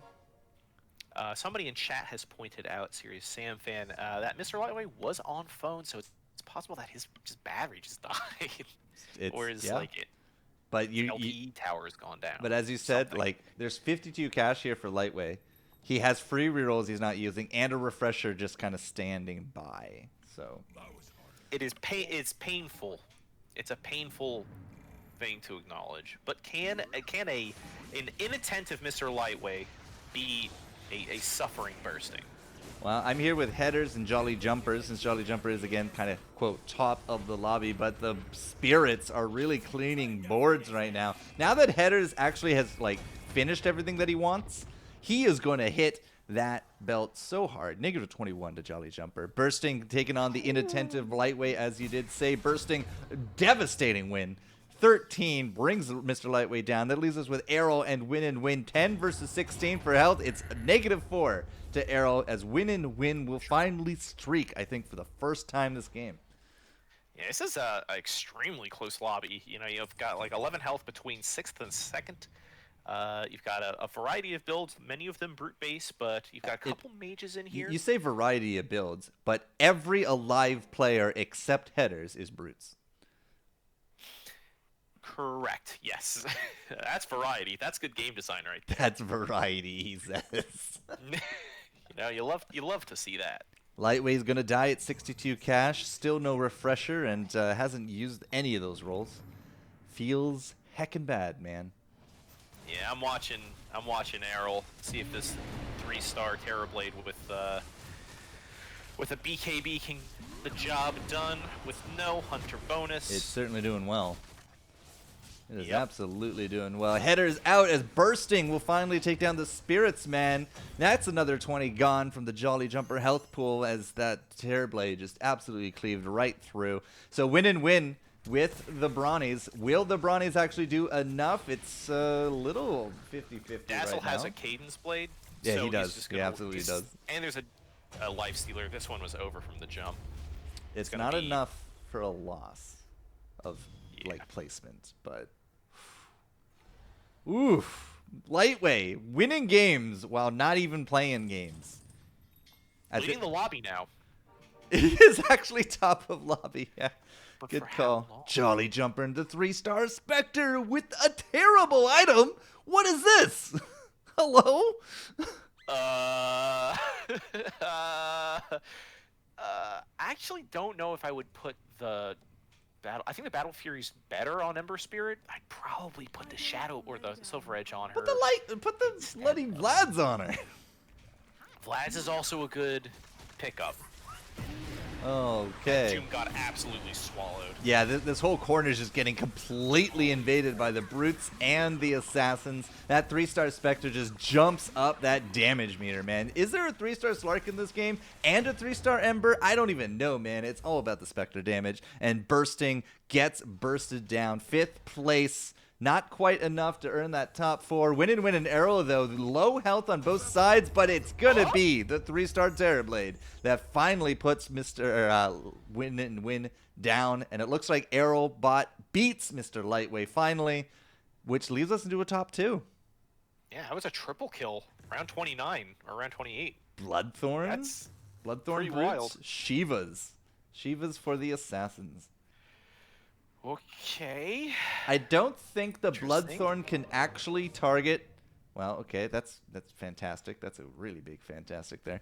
I don't think the Bloodthorn can actually hit the Spectre. I don't think she can get mana fast enough. So I don't know. I don't know, Arrow. I don't know if a Bloodthorn was quite the right move against Assassins. Well, you could put it on. It could prevent the Lycan morph for a good long time. That's a Vlad's on the Lycan. That's scary stuff. There's a lot of good candidates. It does go onto the Alchemist. Does not get that acid spray out, but I mean, man, here it comes.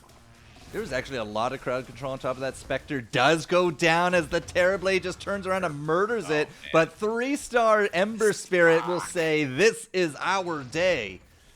The Slark Yep. also actually putting in fantastic amounts of work, and that leaves Errol in the top over Jolly Jumper with 3-star Assassins. Wait, sorry, totally read that wrong. Jolly Jumper at the top with the 3-star Assassins. Yeah.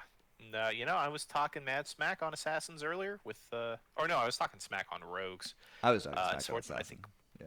I think no. In between games, I was talking about hyper gambling, and in my opinion, Assassins are still hyper gambling. But when you've got Slark, when you've got Ember Spirit, when you've got Queen of Pain, you don't really need to gamble that much.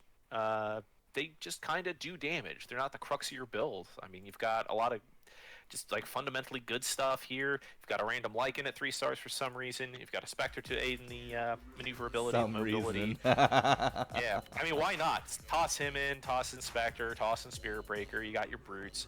Who cares? You got 3 or 4 3-star units. That's it's more than enough. I've been told to hop over to Group B. So we are here, Group B, as we come into it. We'll talk about kind of the builds afterwards. But this is a low-hitting lobby right here. 110, 21, 28 for health between Paparazza, Nox, Past, and K.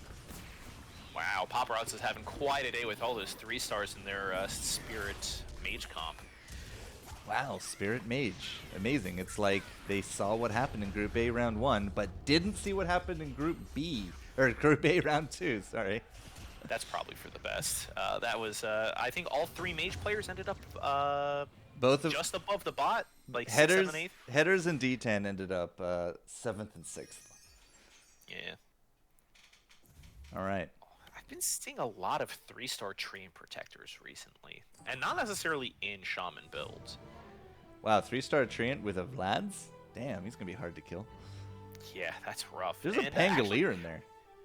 We were joking about build diversity in the previous game. First off, that is the first 2-star Pangolier I've ever seen since the patch dropped a month ago. That's wild to me. That is absolutely wild to me. But I mean, hey, you've got a full Shaman build, you've got a full Fallen build, and you've got a full on. Oh my god, I sneezed and killed Heckle. I'm sorry, guys. Welcome back. Oh, God, every single time I'm on a roll. Oh, man. Dude, I sneezed off camera, came back, and you were dying. It's like, oh no. There goes Nox, 6 Shaman. That build diversity is still very much alive in the game of Dota Underlords. Yes, we just made fun of the fact it was 5 brutes in Group A. Don't worry about it. Nox gets eliminated on both boards. Well, actually, his body got eliminated. Looks like K will actually take a hit on this swing out from Nox as the door hits him in the behind. But 6 Shaman making it into a top 3. Wow. Yeah, it's I mean, that's about as... I'm not saying you can't win with Shamans. That's not what I'm saying. What I'm saying is it's very hard, and it requires some very bad play from your opponents to win with 6 Shaman. I just haven't found the success with that build. But our final 2 builds, you know, our final 2 players, rather, we have a clash of economic ideology. We've got a bunch of 3-star units, and we've got somebody who went for levels over star ranks. Yeah, full 10 on K. That's our first 10-unit endgame. That triangle was devastating, took out the Medusa, but with double barricades in there, the Medusa really wasn't getting much done. The Terrorblade about to drop here as well. Did get a heal, but the journey does indeed end as K will take 2nd place to Paparazza and the 3-star menagerie of 8 the level 8 with spirits. Yeah, drops the spray there at the end. Super mannered stuff. Just, gross stuff. Super mannered. That's how we like to keep it here at UPL. Just the best of manners. Never any smack talk. Never any sprays. It's all purely professional. Looks like Assassin went out first after Marcus Bot, who, unsurprisingly, went brawny. But Beck went out first with the Assassin Poisoner. 6 Savage Furbu, who got to level 9. If you look at it looks like 3 rounds later after Beck dropped, did Furbu actually drop there as well. Yeah, you can count them like rings on a tree. Yeah, 3 rounds after that, Penka drops. In 2 rounds after that, Past drops with the Dragon Poisoner, Brute. Yeah, there's a lot of Brutes here as well. Yeah, Brute stuff is still very much meta. Another week goes by, and we haven't really had a balanced patch after that first really big one. And I think this might just be the new normal for now. Yeah. In the state of Dota Underlords. I think there's still a lot to figure out in this patch. I feel like there is a configuration where swordsmen work, where assassins work, or rogues work. I don't think we've found it yet, or it hasn't really become as mainstream as it could be. So I actually kind of applaud Valve and the Balance team for sort of having a more hands-off approach in these early weeks of this mid-season update. Well, I mean, like, if there's going to be Brute Poisoner on everything, like, which do you nerf? The Poisoner, the Brute, or both? Or do you buff up some of these other underused alliances? Right. Actually, yeah. If I am Valve, and if I want to approach this from like a more Dota-minded balance philosophy, right? Then usually how they approach balance in those games is that I remember for a long time Centaur War Runner in that game was a very good unit. He had two very good abilities and one ability that was kind of okay. And when he had a very high win rate, instead of nerfing the very powerful abilities, they just made his less good ability worse. So it could be that I could see some of these underused alliances like Rogue, like Swordsman, get buffs. I think Rogue needs something else other than like additional damage, something a bit more consistent for it to be considered for high-level competitive play. Of course, I don't have any of the numbers on win rate or anything like that, or pick rate, or how that. Does anyone? How that. I'm sure Valve does. They get all the data. Does anybody public and willing to speak about it? Right, yeah. I mean, there is still no public-facing API for match data, and I feel like that almost might be for the best. Even though I'm a huge data guy, I do data science professionally, big data stuff professionally, but I feel like for a game like this, discovery is part of it. Feeling out which builds are strong is part of it, and seeing what is consistent and what is reliable. Whereas in the game of Dota 2, you've just got so many variables going on all the time. It's tough to pinpoint any one thing for its effectiveness. So in a sort of smaller design space like Dota Underlords, it might just be better that we don't have that kind of information. I imagine since you just invited me to a party, we're good for scoreboard? Yes, Moobot has made that post as well. Fair enough. Okay, so while we might not have any public-facing information, let's see how our players did here. Jolly Jumper, as we did see, jumps up to double first. Errol is going to be trailing him, tied up with Paparazza, as they both do have a first second to their names.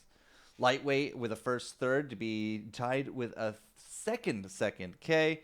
Quanrong Chan will jump right back up into Group A. Hey, I know that guy. Follows a third into a first to claim sixth overall.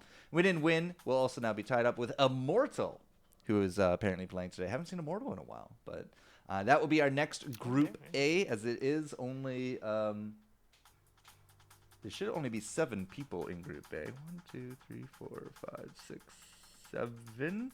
Are we condensing down? Are we condensing down to 8? Seems like. Okay. Is that for 40. Sure? So 5 groups. Yeah, but it's a league play. Everybody plays. Right. For the first 2 rounds at least. But now that we're heading into round 3, the bottom 9 it looks like have been eliminated, including Mutant, Blue Dragon, Ralphate. They are not progressing to round 2.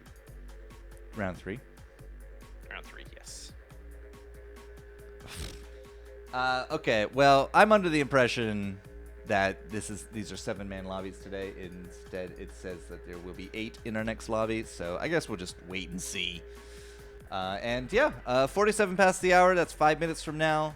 Admins are saying that's about when we'll start, so throwing up the timer. We're going to come back to it, see who is in the lobby, but round 3, as we know, is the trend-setting round. This is where you can basically create that unwinnable gap for your opponents, or this is where your opponents can actually catch up and make it a very exciting game for us. So we'll get that going here. Just a moment, ladies and gentlemen. Stay tuned. We will return.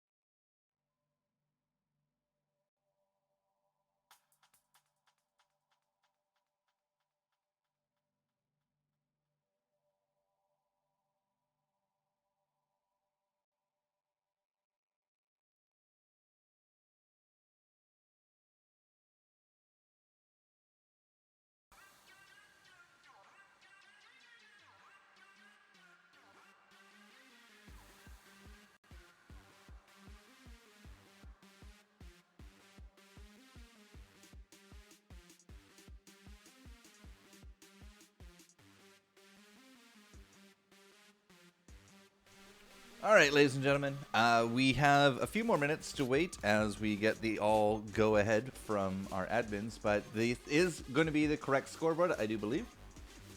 So if there's any changes, then they have been done, and it will be 8 in our lobbies. Finally, no more bots. Goodbye, Marcus Bot. You and your brawny strats can just go back down to Wood League where you belong. Or what's the original league? Outlaw? I think it's Outlaw. I think it's Outlaw, yeah. Outlaw bots. Damn. Whoops. Okay. Big heckle there. All right, cool. I do have the go ahead. So, boop. 1, 2, 3, 4, 5, 6, 7, 8. Hello. We're good. Ready up. Fight. Do it. Human only. Okay, so it was hardcore XP bots. They just don't seem that good, you know? That's bad. Boom. You know what they should do? They should just do what they did for StarCraft, like we mentioned earlier, just release a bot API. I mean, you would imagine that a game company that cares about their product would do that, yeah. Well, I mean, it also took StarCraft, like... Years. 8 years to do that. Oh, 10 years, easy. Yeah. We just had the 20th anniversary of StarCraft. Did you know that? Yeah, that was 2 years ago. So that is, this was the 10-year anniversary of StarCraft 2's launch, which I remember staying up until midnight and going to my local GameStop and getting a DVD with StarCraft 2 on it. As crazy as that sounds, this, like, you know, in 2020. Dude, you want me to grab my StarCraft 2 battle chest? Hell yeah, dude. You better believe I had that. It had because I remember it came with those little strategy guides, and one of them art book was just strategy guide, the dog tag USB key. Oh, you got the collector's edition of Wings of Liberty? I'm jealous. Yeah. Hell yeah, dude. Dude, that whenever I saw somebody in game with that special skin, it's always like, man, as the only proper race player of StarCraft 2, a proud Terran. Whenever I would see a fellow Terran, I would first be very, very sad because it meant I was in for 40 minutes of just pure misery and anxiety because Terran versus Terran was the worst. But at the same time, I had respect. And whenever I saw a Thor with that limited edition skin, I was like, man, I respect the hell out of you. I respect the hell out of you. Yeah. Ancient history at that, way back in the day, the young esports scene of the North America. Yeah, it's good times. It was absolutely good times. But you know it's also a good time? Arrow versus Quanrong Chan, as it's double 2-star anti-mages going against each other. Wow. Yeah, it's the Phantom Assassin, the first one I've seen around today. I haven't seen much Assassin play outside of our previous Group A lobby. At the very end, we had that Ember Spirit, Queen of Pain, and Slark with the Mask of Madness there at the end. But yeah, looks like KRC is going for some early rogue play. Now, that's not also the only 2-star anti-mage out there. Arrow has it, Quanrong Chan has it, as we did say. But there are also like a few 1-stars kind of sprinkled here and there. But double 2-stars for Kay and Jolly Jumper, as they have both now Magnus and a Venno. So look at all the shamans that have shown up. Yep, I mean, I said it last week or 2 weeks ago now. That shaman is like the new insect, where you just sort of like just toss that in early, enjoy the dog. Use that to build up a bench of mid-game to end-game strat.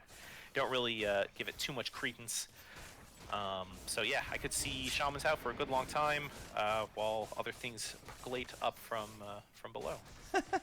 Quanrong Chan with the double 2-stars, not quite a 2-star Eno, but it's double rogue, double summoner. And they had to go up against Lightweight, who just threw in a 1-star Spectre, and the Spectre didn't cut it. Couldn't even chew through a 2-star. Yeah. Yeah, but all those Meepos there, Dan, he was up to like 4. Bristleback killed them all, so that's like 2 kills essentially. And Mr. Lightweight, even though he did lose, he did pick up some decent kill amount there. Bristleback 1 each, so yeah. Not bad. 2 out of 3, right? Adds up. So with double bristle and a vitality booster for Mr. Lightweight, it doesn't look like his bench is aiming for Brawnies, but like that's a pretty good start overall, right? You get the double bristle, they have all the kills and a vitality booster. Yeah, it's definitely a good start. It's you in these early rounds you want to hedge your bets with whatever good flops you can muster. Mr. Lightweight looking their way into a 2-star Crystal Maiden, benching a 1-star Lich, a 1-star Shadow or a Storm Spirit rather. So it could be looking like a mage play for Mr. Lightweight. Yeah, it definitely does not look like Brawny will be the play. There was a Juggernaut right there and opted not to go for it. So yeah, bench is looking very mage heavy. Not spirits heavy, just mage heavy, but we'll keep an eye on it. Other people out and about doing things. As I said, 5 shamans exist this early on. Immortal with the double knight. And looking at his bench, it's definitely a possible knight entryway there. He has the double troll. But not the double troll you'd think. Looking your way into 2 shadow shamans 4 rounds in is pretty incredible. Okay. So this is something I absolutely want to get your opinion on. This is something absolutely that is done 100% in China. China versus the world showed me this repeatedly. Immortal picked up an armlet of Mordigian. Yes. It's standard play for armlet assassins or armlet physical to do in China. He chose this over a Dragonlance. Okay, that's a misplay, but I do respect the armlet pickup because of the high. Like, that's 120 damage. Like, that's a lot. That's essentially like elevating, like your damage to for a 1-star unit to like 4 times what it should be. And that kind of thing should not be ignored. Though it is not for everybody, right? You're not going to be buying an armlet if you have a mage comp. But for assassins, it makes a lot of sense, particularly if you have like a rogue assassin. Like a bounty hunter or somebody with a bit more survivability, because you're on a timer, but you're also doing an absolutely outrageous amount of damage, and your crits are going to hit like a truck if you manage to crit with an armlet. There's a lot of if going on here. That's right. Like this early on, especially with so many shamans out there, there's a lot of AoE. There's a lot of bristles actually. Kind of 3 players, 4 players, 3 players with bristles out there, right? You also got, well, I guess is Lightweight the only mage stacking right now? Interesting. Yeah. Contested mage can be a scary thing. There's just a lot of AoE splash out and about. So an armlet for me is super risky. Yeah, you can get some big damage off, but like you're gonna get 4 or 5 auto attacks and call it a day. I would say though that since you're already sort of living on the edge, so why not just commit to the bit, Commit to the bit. Immortal is committing to knights. Quanrong Chen? Yep. The extra double stars have actually flourished into really good. Double, like the 2-star Meepo is going to do far and above better than the 1-star he had earlier. Yeah, this Meepo has been like carrying KRC's team, and he managed to luck into double evasion items to lead off too with that Talisman of Evasion into Heaven's Halberd. It's actually a pretty fearsome and I would say ideal rogue start. Well, I imagine it's additive, right? I imagine the evasion is additive with the bonus from rogue. Because if it was multiplicative, it would be far less useful. I would go on to say terrible. But as I imagine, dodge chance, it's tough because this kind of stuff isn't in the rule book when it comes to it's not. When it comes to evasion and how that stacks. But fair. Yeah. Okay. I mean, it's working. What matters is that it's working. It's converting those L's into W's, and KRC is now on top of the leaderboard. Now KRC trying to figure out exactly where he's going to go with this build because he's been buying a mishmash of everything. We got some trolls, some assassin. There's a Terrorblade in here. But more importantly, there's a Slark there, right? So I understand that the PA can get that level of evasion. Will we actually continue streaking here? I think there's enough. Yeah, I think there's enough Meepo power here. But, like, what else? There's no real clear direction 7 rounds in yet. Oh, so close. Yeah. Goes down to Paparazza, who is also streaking here. This looks like an actual commitment to Shaman play. I really thought Quan Rong Chan was going to get that kill on the Magnus, but c'est la vie. Paparazzo with the 4 Shaman, 3 healer, possible 4 healer later. 4 healer, 4 Shaman. I know that you talk a lot about hating 4 healer, but yeah, it could be a thing. Could be. Yeah, lots of things can be things, Jester. If they're good things, that's a whole different discussion. I have seen the 4 healer variant with knights, because you do the advantage there is that you do get the dog for free, which can help out, particularly if you're low rolling. What I will say is that it is by pretty much every metric strictly worse than just having a good rainbow comp with a Legion commander. But it is, I guess if you, I'm struggling here to think of a good scenario. I think it's just bad. I'm sorry, I got nothing. It's got nothing, guys. It's got nothing. It is the only 4 Shaman out there. That's a lie. Win and Win has 4 Shaman, and he's actually still fighting up against Quan Rong Chan. And Win and Win, it will not win that round. I do think that the 2-star Anti-Mage is actually doing far more than it probably needs to be. Yeah, carrying a ton of... Oh, that 2-star Meepo did a lot of damage as well. Okay. Item round. Last item round before the Underlords come in. Immortal sitting at 84. The only Knights, I believe. The only showing Knights. Yep. We got a Shaman at the top and a Shaman at the bottom. Jolly Jumper with the 3 Poisoner. The only Poisoner so far. Mr. Lightweight has actually flexed into the Mage. Mage with Human. We'll see if that works out for now. And then, Quan Rong Chan is also now Poisoner. Quan Rong Chan Poisoner. There you go. Okay. I mean, yeah, you look at Mr. Lightweight and Jolly Jumper staying down at 4, so they're definitely looking to do some more rolling.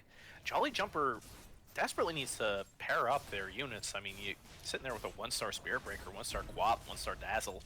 The Poisoner Alliance is helping, but I don't know. Like, it really has to focus on pairing that stuff up. Jolly just jumped up to 5. FYI right there. Yeah, so, I do not blame them. Remember how you're like, go big or go home with Armlet, but I'm like, you're only going to get, 4 or 5 auto attacks off? Yeah, look at the Bat Rider damage with that Armlet on Immortal. Let's check it. It's the bottom. It's worse than Dazzle. Okay. Yeah, that's not great. Maybe it'll be better on a Luna, right? Maybe, but... It will be, and I'll tell you why. Like, Batrider's not an ideal candidate for that because he just doesn't auto attack all that much. He does do good auto attack damage because of his ability.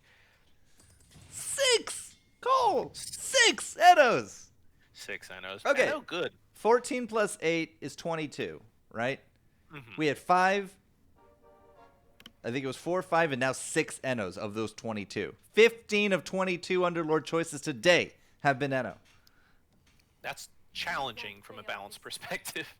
I have praised Valve for being a bit more hands-off, but, I mean, when you've got numbers like that, and I know we are not entirely representative of the player base at large, but that is a certainly, sort of damning revelation that there's, this many Eno pickups across both variants. That did better this time. But with 6 Enos with poison out there, armlets are going to be just rendered ineffective. Yeah, that's terrible. That's really bad. You don't want to be supporting an armlet against an Eno or any poison. Oh, gosh. Feels terrible. And to think that they could have had a Dragonlance, Wow, look at that brawny shot from Immortal. 3 snaps and a beast. Too bad nobody's going. He can't. That's a lie. Round K. 11 strong pivot. What? It's not time for that round 11 strong pivot. Is K actually going brawny? He's 21 kills with Savage. Yes, indeedy. Yes. Really? Looks like a commitment to the bit from K. How will that go?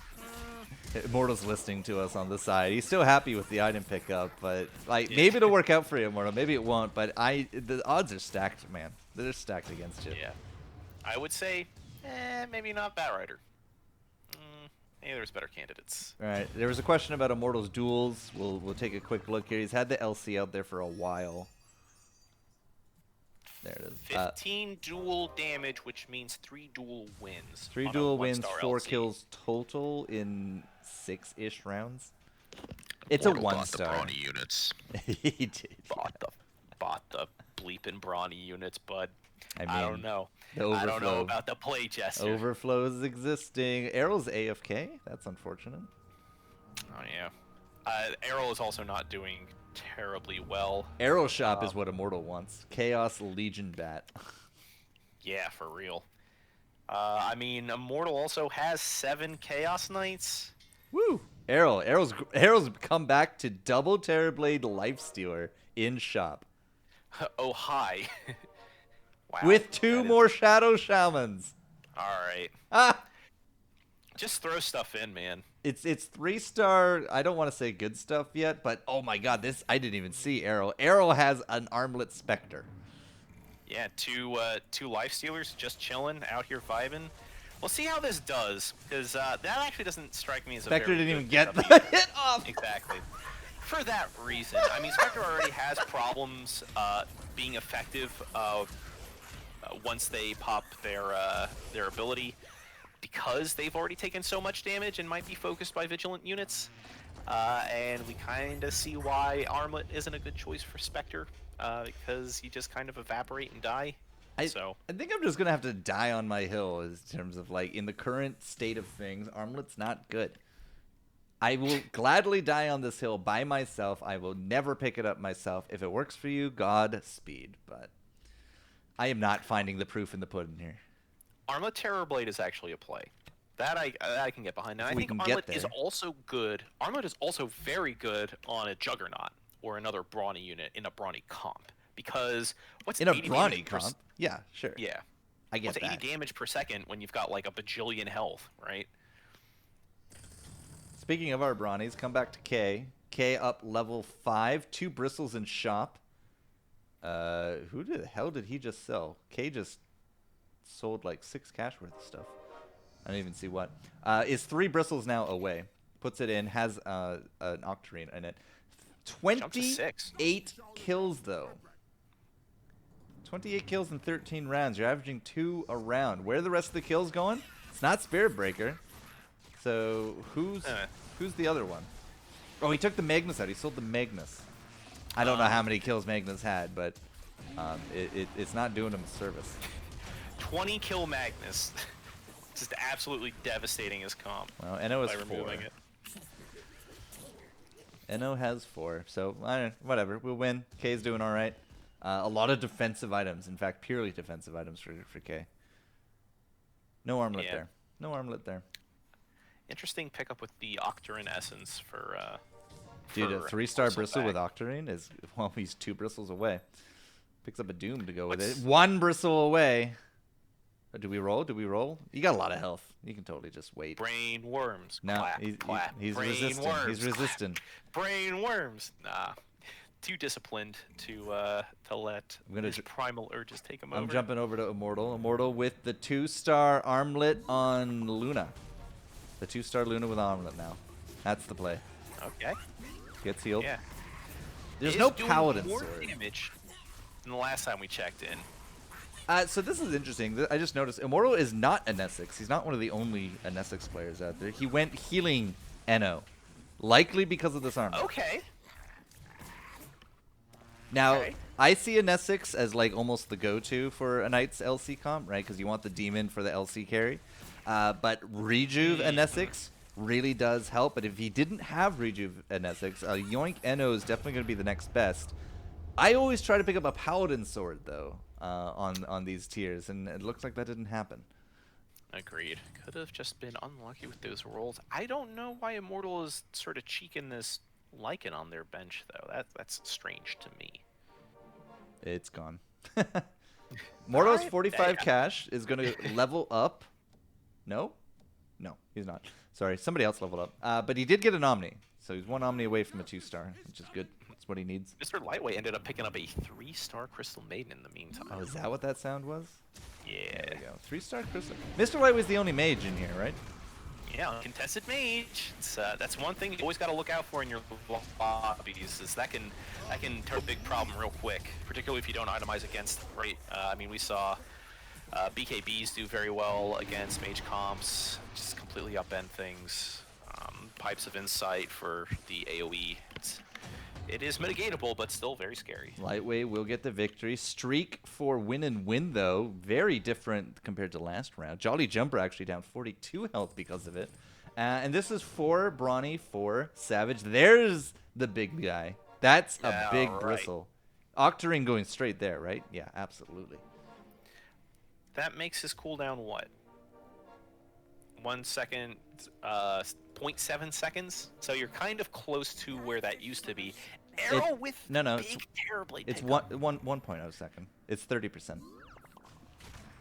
Oh, I'm looking at the tooltip, and I guess it just does the math for you. It does the math for you. It's a 1.5 second default, right? How nice.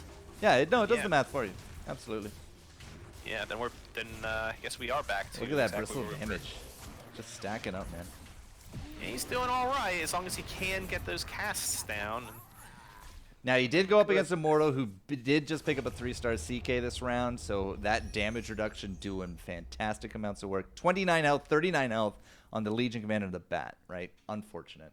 Necronomicon is also a great choice for bristles if you can't get into these Necronomicons. Or, sorry, if you can't get into the Octarines. Doesn't go it, though. Goes Silver Edge. Okay. Like, if you're building this Puck is a great target for Necrobooks in Bronies. Correct. Well, okay. Doesn't matter. Nah, doesn't matter. K is thoroughly yoked now with this 3-star Juggernaut. This is terrifying stuff for K. Round 17, double 3-stars, now also has Dragon in as well. I still feel like the Necrobook would have been better, but, like, this is a very strong K right now. I would agree. Keep in mind that extra health from that Silver Edge is also contributing to the 15% health for the entire team. So, you know, that's what? 15% of 300 is 45 health for everybody, additionally? Yep. That's not nothing. It's close to nothing, but it is not nothing, yeah. I always love... though. I love Spectres when they run and they target Eno and Eno just, like, boops away. What's the Terrorblade got, Jester? Armlet. Huh. I'm betting. Well, it is Armlet, right? It is Armlet. 3-star Terrorblade. When did that happen? I didn't even see that. It actually happened between rounds. Oh, and there's 100. And it is a Gigundo pickup. Oh, and they got 3 hunters with antlers. That's deadly. Spectre with the antlers too. Yeah. That's terrifying. Well, you don't put it on the Terrorblade. Yeah. Don't need to put on the Terrorblade. Lifestealer, another good candidate for it, but I mean, Spectre is an incredible candidate for it. All right, I'm here with Jolly Jumper. We haven't really talked about the Jolly Jumper today. What the hell happened? Yep. There's a lot going on in this build. Low star count, no 3 stars, a couple of 1 stars in here. Went for full brute, and even though like half the lobby is going brute, it's just like, I don't know, it's just not panning out. Absolutely just kind of a mishmash of stuff. Wow. Random level of assassins. That is so close to game. Yeah, I don't know. Now this say goodbye to the Jumper. This is where we said, oh no, D-Tan could go out round 18, round 19, and then D-Tan just like got all the 3 stars of his dreams. I don't see that happening for Jolly Jumper. That's a lie. You know what? He's 1 Slark away. There's an Ember Spirit here, and there's a Slark in his, locked in his shop. So if Jolly Jumper can get the 3-star Slark, the 2-star Ember on board, is that enough? He has 11 cash to make this happen. Use a free reroll, Jolly. Come on, free reroll. Free reroll. Bounty Hunter. Nope, free reroll. Staring it down. Nope. He's doing stuff on the field. Nope. So he's still here. This is not the play. This is not the play. You gotta go for the Slark. You have 3 health, bro. Bro! Free reroll! Free reroll! No dice. Why? 3 people streaking in this lobby. Sorry, I got a little distracted. The Phillies GM stepped down. Let's go. There's hope for my team after all. 3-star Spirit from Mr. Lightway. after Big the pick start. up Well, there. this is it. Jolly Jumper's out. Round Yeah, 19, Jolly 8th Jumper's place. boned. He Like, is. straight up. That's that. Win and Win hit 6 Savage, or 6 Shaman rather, so that Dragon is just going to spit him all the way to 8th place. There's never hope for Philly fans. I don't know. I don't know anything about sports. Wow. I don't know anything. Paparazzi takes a huge hit. K bringing the pain. That's sex. He's throwing up the bants, and I know. You win one Stanley Cup in 2010. You feel like you can duke you all over. Imagine winning a Stanley Cup in the last 40 years. Then you can talk to me. Canada. Then you Maybe can talk to me. Better at your own sport. This is a 3-star Storm Spirit from Mr. Lightweight. Did not have it last round. You know, this is now just the trend. The trend is getting as many spirits jammed in your board as possible. Thank you, headers. Thank you, D-Dan. Yeah, no, I mean, literally, like, spirit spam early, and I know, like, round 20 isn't exactly early, but, like, just, like, dunking them in there is an innovation of Mage Play that, you know... The Spectre! pretty recent. Got popped. The Spectre rocked all the way to the CM, who just looked at him and froze him in place. Who needs a 3-star TB? Huh? Who needs a 3-star Terrorblade? Oh, Lee. Wow, dominating stuff from Mr. Lightweight. Errol's in a.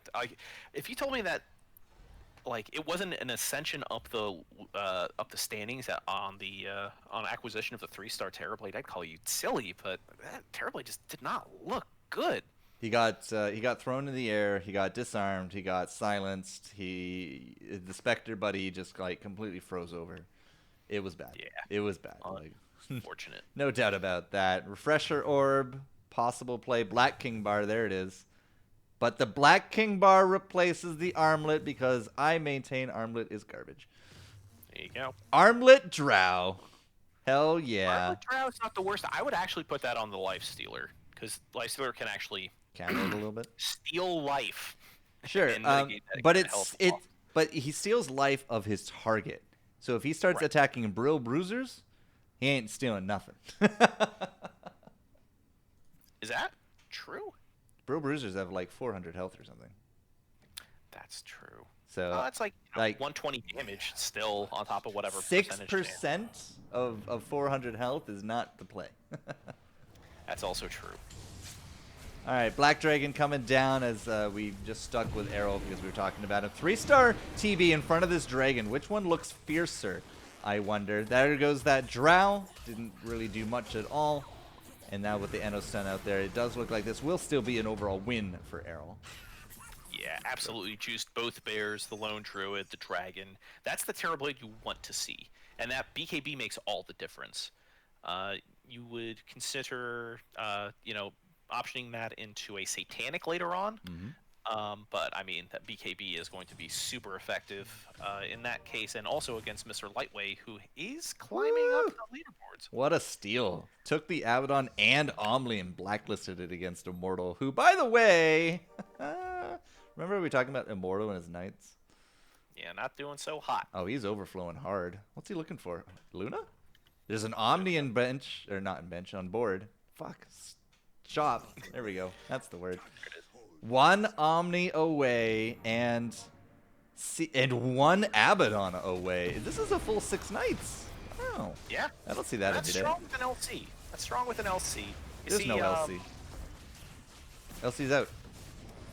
Did he sell the LC? He sold the LC. Wow. Okay. That makes Knights, I would say, categorically worse. And that's not going to do him any favors. It definitely didn't work here. I don't think he's out, but it's close. Ooh, very close. 15 against the Brawnies. But K loses to win and win. Somehow. 6 Shaman actually kicking some ass. Wow. Alright, we gotta watch Immortal. Immortal is out of money. He is 1 away from Omni 3. He is 1 away from Abaddon 3. He is 1 away from Luna 3. He found 1. That's it. He's only finding 1. Abaddon 3, I don't think is enough to keep him in the game, though. Omni 3 might have been. Like, same way that they reworked Juggernaut's 3-star bonus, they really need to rework Abaddon's bonus. Like, I don't have time to read all that. I know what it does because I play Dota 2, but man, like, Curse of Avernus Curse of just Avernus? nice to play. I've never once thought about getting an Abaddon 3 on my board, ever. Well, here's the thing. Like, what if you just gave him Borrowed Time? His ultimate ability. It might seem busted, but I don't know. There's, like, ways to mitigate healing. Isn't Borrowed Time, like... Yeah, please explain it. Yeah, Borrowed Time in Dota 2 is Abaddon's ultimate, where he falls to a certain threshold of health and then pops into this, like, ghostly state where all damage done to him is converted into health. Right. So he essentially gets, like, a second life. That is worthy of a 3-star upgrade. Maybe not the entire duration that Abaddon enjoys in Dota 2, but even just like a couple seconds, like that would be a huge boon and might actually make people want to get a 3rd level Abaddon or a 3rd-star Abaddon. 2, 3, found it. That's Bingo. hella huge. 2 Omni Knights too. That, yeah, well, you're not getting another one.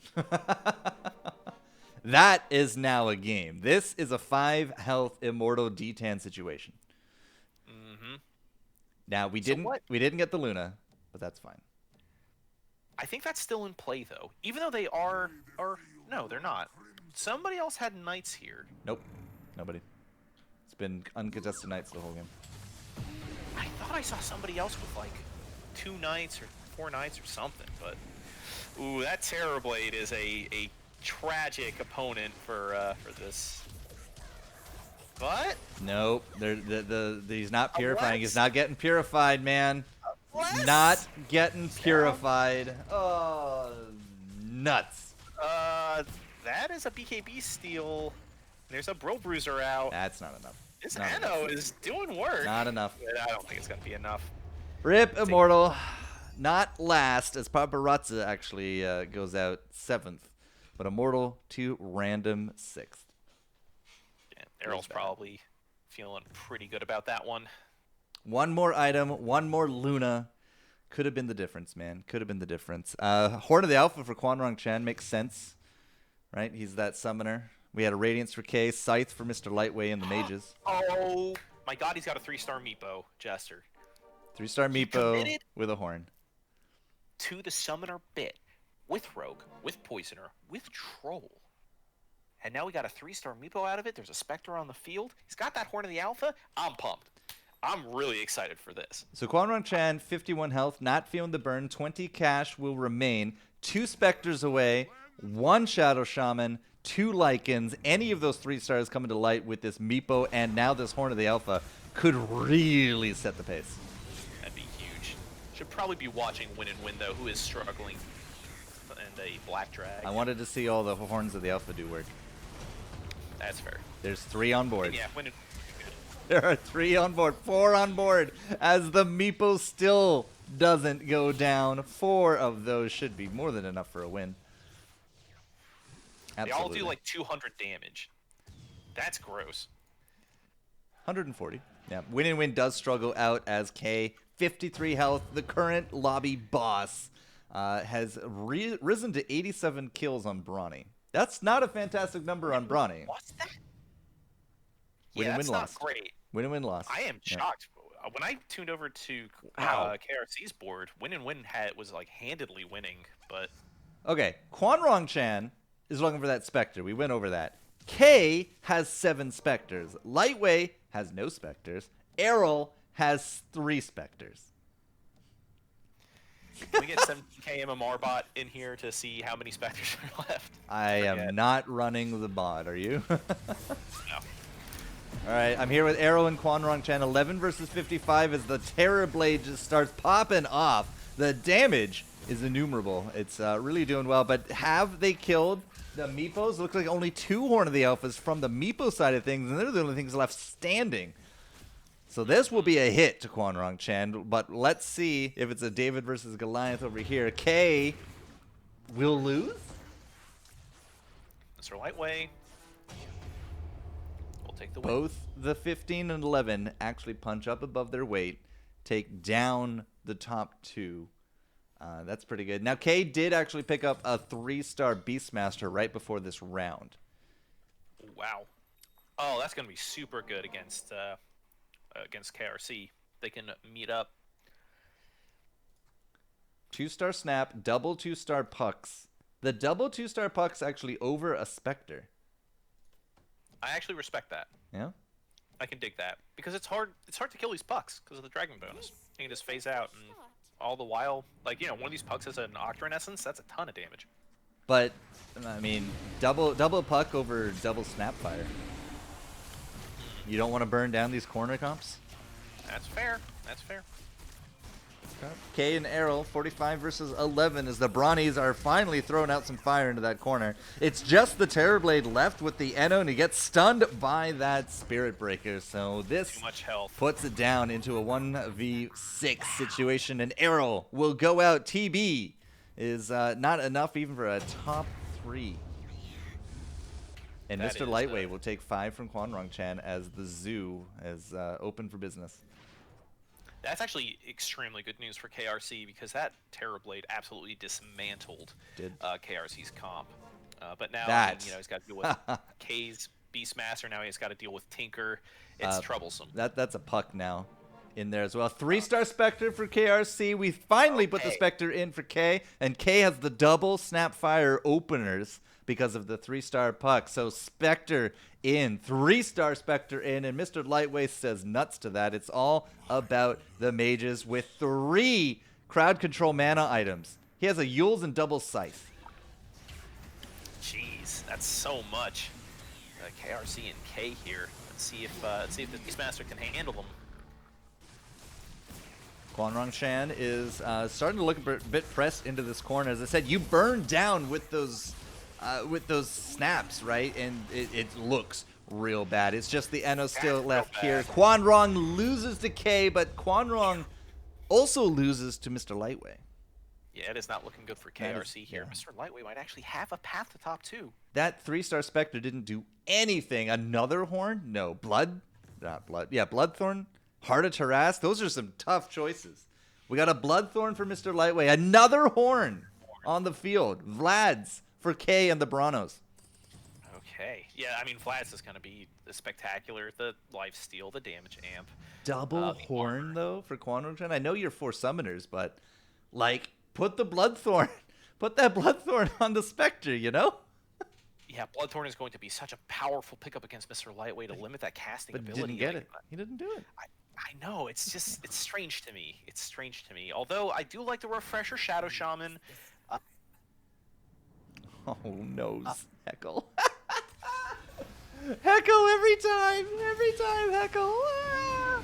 Mr. Lightweight versus K, 45 versus 10 as the mages are defending. They're getting burned down in this corner, but the Brawnies are not letting up. The Dragons are doing work. There's a 3-star puck on the board, remember. The Spirits don't hit anything. 3-star Beastmaster, 1 more set of axes. I don't even think it'll matter. Somebody got frozen, and that's going to be that. Mr. Lightweight out. -16 as the Brawnies take it to a top 2, and Quanrong Chan defends successfully against the 45 health Juggernaut.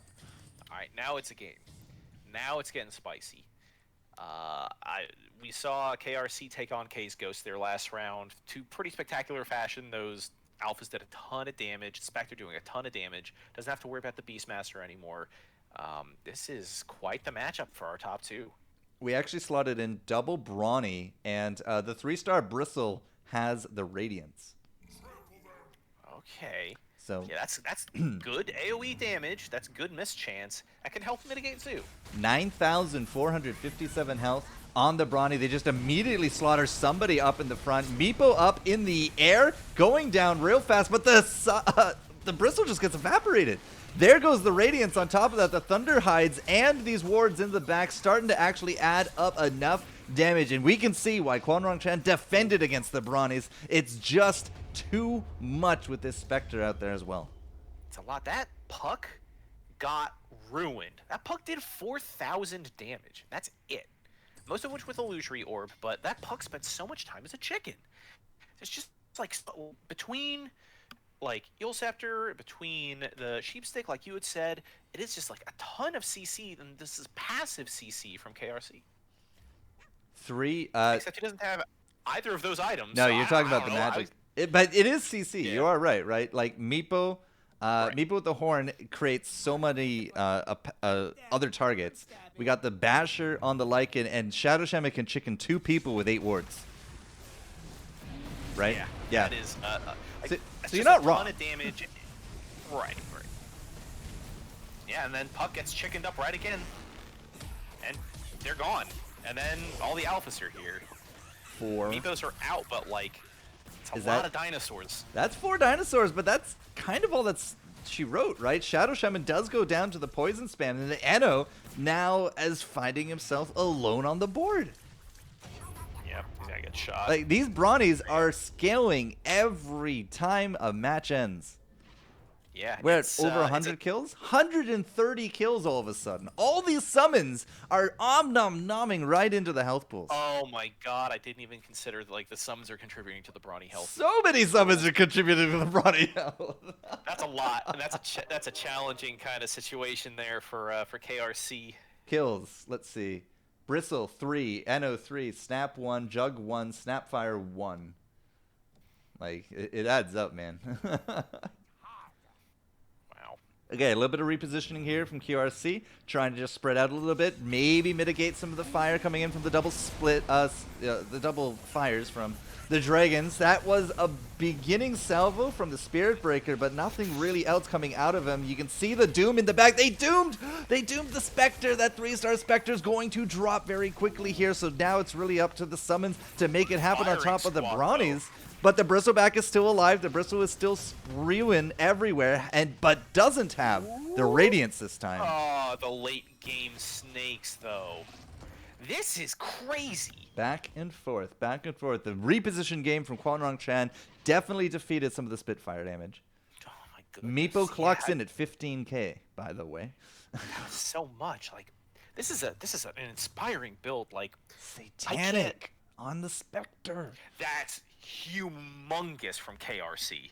If they can get that Satanic off, that mitigates like Spectre's main problem, which is when she goes to the back line, she's usually at low health and gets focused down. But with that Satanic, she can just get all that health back. They both level 9 at the same time. Oh, We're looking man. for this third brute. It's going to be a 1-star Alchemist. No, it's a 1-star Lifestealer. I mean, hell, I would have put the Alchemist in over that. K does pick up more crowd control with the Scythe of Vice. And I say more because it's really like the only crowd control he has. 29 versus 10. Nobody's even getting hit very hard. Nobody's losing very easily here. And now the Brawnies go at it again. Looking for the Spirit Breaker into the corner. Gets baited into the wrong corner. Now with the Spectre, brings them down low. The Puck is actually still firing this time. So a little bit of a Puck machine gun is starting to add up. But that is 3. Looking at 3. Yeah, 3 Thunderhides. That's it for the Meepos. But the Spectre is still super healthy and doing tons of damage out there on that front line. Jug down, Beastmaster to fall next. This Spectre, the endurance from this Satanic is Insane. the decider here. Yep. And that's Yeah, another possibly 9 to K. K's got to do something drastic here. I don't know if that's leveling up. I don't know if that's... they're both broke. They're both in the single digits. Like, Is it I just Medusa? don't know. Like, Doom 2. That'll be good. Doom 2 could be good. Because if you doom the Spectre cannot use Satanic. All right, they benched the second snap. There's almost more items than units out right now. They're actually exactly the same amount of items than units. Another Snapfire from the shop, though. We are 2 shops away from a 3 snap. Oh my goodness. Eno out in the middle there. You see that 3-star Meepo just moves on forward. The Spectre immediately just throws out the damage, but is right in the middle of things. Needs that Satanic to pop out here soon enough. The Alchemist is down. The Puck machine gun is starting to come online. There are only 2 Thunderhides out as the Meeples have dropped. That's going to be the Eno trying to buy time. The Satanic is just not happening at all. The Brawnies will actually mow them over this I time. think that's it. Oh my goodness gracious. 13, I think, was exact lethal. I think. KRC had 10 left, but Okay. man. Oh my goodness. What a back and forth. Shoutouts to K for winning this Group A and just like, and shoutouts to KRC for making it like an extremely close final too. the great tragedy there was Spectre was finishing off a unit, hit Mana for her Spectral Dagger right as Satanic came up, spent most of the Satanic time traveling to her next target, who was one hit away, got one slice in, and then went back to another target on the other side of the board, effectively wasting the entire duration of that Satanic. Just, devastating stuff. I'm really confused that we had that 1-star lifestealer in, but then as soon as they bumped up to 9, they were able to get the 4 brute in, and that really helped out K a lot because he was sitting on 3 brute for majority of today. Summoners though, top 2, very close. They ended with the same record, and there was only like what 10 or 12 health between them. Wasn't not much at all. Very close. And I gotta also say shout outs to KRC for bringing forth what I would say is like just like a very unique build to that final part of the lobby. You know, we've seen a lot of brute stuff, we've seen a lot of mages, we've seen a couple knights, a lot of spirit spam, stuff like that, but like this summoner centric build that forgoes shamans ended up being really interesting and really effective, incorporating like a lot of support units specifically around that 3-star Meepo. And it was 2 games ago that we brought up the Meepos specifically, of saying we didn't see a lot of them, and we saw them even seldom or like even less when they were a 10-pull unit.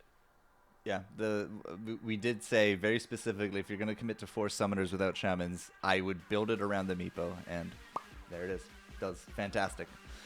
We were the last lobby because we did go quite long. 9 units. Sorry, not 9 items out there. That's a long game. So scoreboard is up, ladies and gentlemen. Going into round 4 today, K takes the lead, but it is a slim lead over Kwanrong Chan, who bounces from a 3rd to 1st to 2nd, and it's just slightly being edged out by K, who ended up second, finally 1st. No longer the bridesmaid, finally the bride. But 3 points between them, 5 points down the ladder to Arrow 99, who edges out Lightway, who's tied with Origin. Okay, third, first, jumps on, and Digi. Digi had a terrible start with a 5th, but then bounces into a 1st, 2nd to be 6th place here. And then we'll round it all out with Jolly and Aziz Yibo. Shit. I think that's how you say that, looking at the capitalization. But that will be our last lobby coming through here in just a few moments, guys. Yeah, Digi coming up. Saw him this morning in China. It's very interesting. It's been up all day then. Like, yeah, those first. A very long day. He's EU, right? I imagine Digi's EU. Doesn't sound North American. But China was 9 hours ago. that's a long day for Mr. Tams. And if he is EU, add what 4 to 6 hours. It's what 10-ish p.m., 12 p.m., or 12 a.m. for him. Yeah. Yep. Datan is. I think Datan said you're Vietnam, right? So he is retired as well. Yeah, almost assuredly. It's probably 5 a.m. over in Vietnam right now. You know, you gotta that's the love of the game right there. Oh, so Aziz is Russian because that is the phonetics for fuck up on Russian. Cool. Today I learned. Look at that. I believe we have a few minutes before the next round starts. 41 past the hour is in exactly Final 5. round. So final round coming to your way. 5 minutes, guys. We'll get this lobby going. And when we do come back, let's get you big. When we do come back, it'll be last round of our day. And this will be for all the marbles. So they're trickling in. We're getting some popcorn to drink. Hit the washroom. Bring a friend. Come on over. Let's have a good time, See you, man.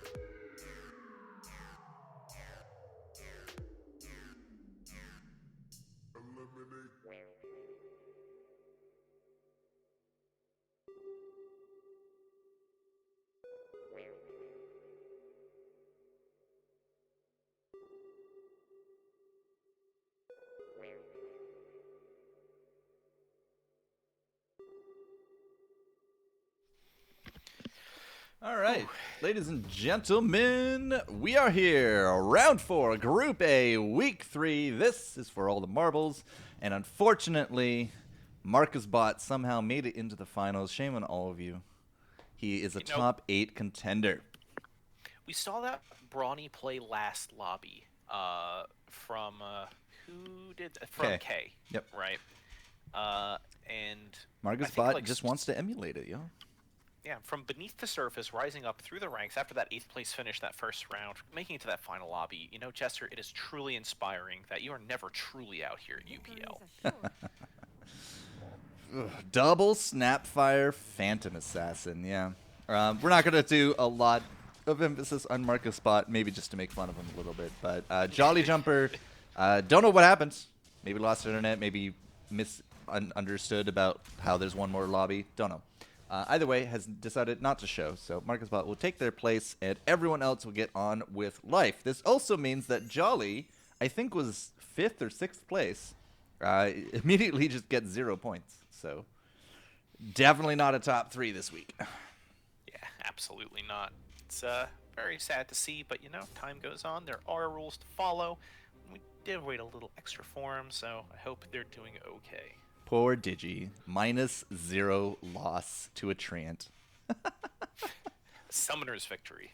Now, all the time. I do want to say it has been definitely a pleasure watching Digi play this week, conversing with him, talking about him, and picking his brain. Also got to see him in the China tournament, so big shout out to one of the biggest streamers we have in Dota Underlords. And you know what? If we keep continuing to support him and sub to him and everything, he will eventually buy 2 fedoras when he goes double fedora builds. Yeah, we can make this happen, team. We can do this, I believe. Go to Amazon and purchase physical hats. Yeah, whenever he buys a fedora, he actually wears a fedora. The problem is he's a fraud because after one fedora, he doesn't have any more fedoras to wear. Unbelievable. I know. It's something that we can definitely band together and fix if we're dedicated enough. Has he ever played Team Fortress 2? I don't know. Like You'd have to ask him. Towering, what was it? The Towering hat of hats. Color of hat. Yeah. Yeah. How do you get information on the times. China tournament? I casted it yesterday. I believe Random Ann was casting it today, and Digi was playing in it. Past that, I don't know anything about it. I can only tell you what happened when I was there. Yeah, I believe there's a Google Doc that's been circulating around. You could probably head over to their Discord to get the info on that. One of the new names also in the top 8 is, I'm just going to call him Azizi, because the rest of it is apparently expletive in Russian, which is fine. But he's another Russian player. Jolly Jumper was Russian. We saw Beck in the tournament today, and now Aziz here into the top 8. So warm welcome to the open fort. Loses 4 health. Loses 5 health.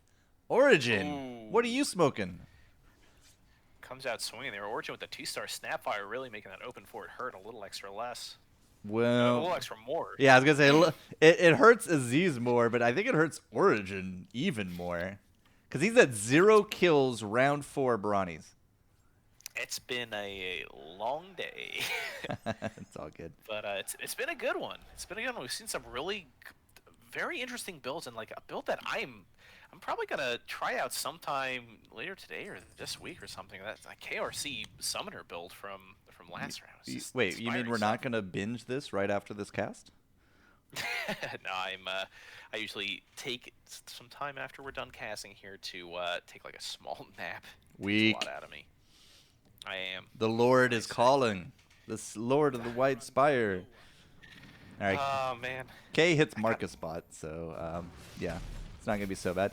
K and Arrow both have Meepos, by the way. Okay. They saw the strength. Will they keep it? I don't know, but they definitely have them early on. And they're both at 4 units. Mr. Lightweight at 4, Origin at 4. Basically everybody except Azizi. Everybody except Azizi's at 4. Oh, wow. Yeah, this was a very fast-moving lobby. Very, very aggro. Very, yeah. K with, well, I think probably the most well-rounded. Ooh, Armlet. Arrow, you going to go Armlet? He does. Didn't even think about it. Just grabbed it. Crazy. Yeah, K definitely up there with that Shaman, Summoner, and evasive, the rogue. So he is the only one streaking. He is the only one at 100. Although Digi just picked up double mage, has 3 mage in, hello, with a Queen of Pain. Probably the best assassin you could get to go with magic. Yeah, absolutely. Seeing these openings with Queen of Pain among mages was popular a couple patches ago, even earlier on in the early days of Season 1 because of all the magic damage from Queen of Pain. Hold up. And it also makes it... Sorry, keep going. No worries. Yeah, I mean, even with, they are a good companion for Ember Spirit, and then you just need, like, one more assassin for Assassin, Mage, and, like, Spirit as a natural in there as well. The holdup was... Damn, that actually almost did tie. Quadrang Chan has thrown the meeple away because it's just like in Toy Story, he's just thrown it to the ground. This is a 2-star Legion commander at round 5. That is quick. And it won the duel last round against Digi, so that's another +8 damage right there. I think we're actually committing knights. It's a little hard to tell. Quadrang Chan's a bit split, right? Has possible knights, but also has now the 2-star Heartless with a Spectre thrown into it. So we got the demon bonus for those duels, maybe. Yeah, I mean, we're seeing them load up on Night Fair in their bench, so it might look like a... The LC dueled the Spectre and won before falling over. Incredible. Yeah, crazy. Interesting Incredible stuff. Might be some contest, those heals. like a bit of a hard contest for Knights, though. Yeah, I believe 3 people could be building into them. Yeah. Yeah, and that could be 5th through 7th there. No, maybe only 2. Okay, it's just Quadrang Chan and Errol that actually are even showing Chaos Knights. Well, Origin has 1, but I don't expect that to stick around. Okay, keeping you up, are we?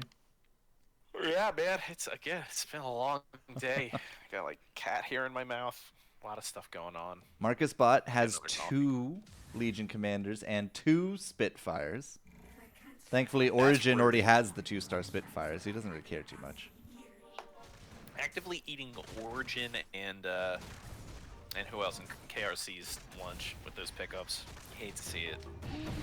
Looking for that duel. Looking for that duel. That's going to time out. 100% that's going to time out. All right, almost 3 for 3 on those Legion Commanders QRC. We'll actually, I think, win? Pretty sure the pretty sure the Venge. Painful, I'm pretty sure the Venge can clean up. Unless. Oh, it's gonna be close. Oh, just barely. Got him. -2 to Origin. Origin with, again, only the Brawnies. 13 kills in 7 rounds is a pretty good Brawny start, but doesn't seem to have any other Brawny units. I don't know if that was a good pickup or not, to be honest. Well, we got the Dragon Activate now, so it's not so bad. Origin at 37 can pick up this puck, and if luck has it at level 4, can get a 2-star puck in the next few rounds. Mm-hmm. This is looking like the makings of interesting kind of setup here from Digitams too. Opting for a full mage or like mage 1 and fallen 1.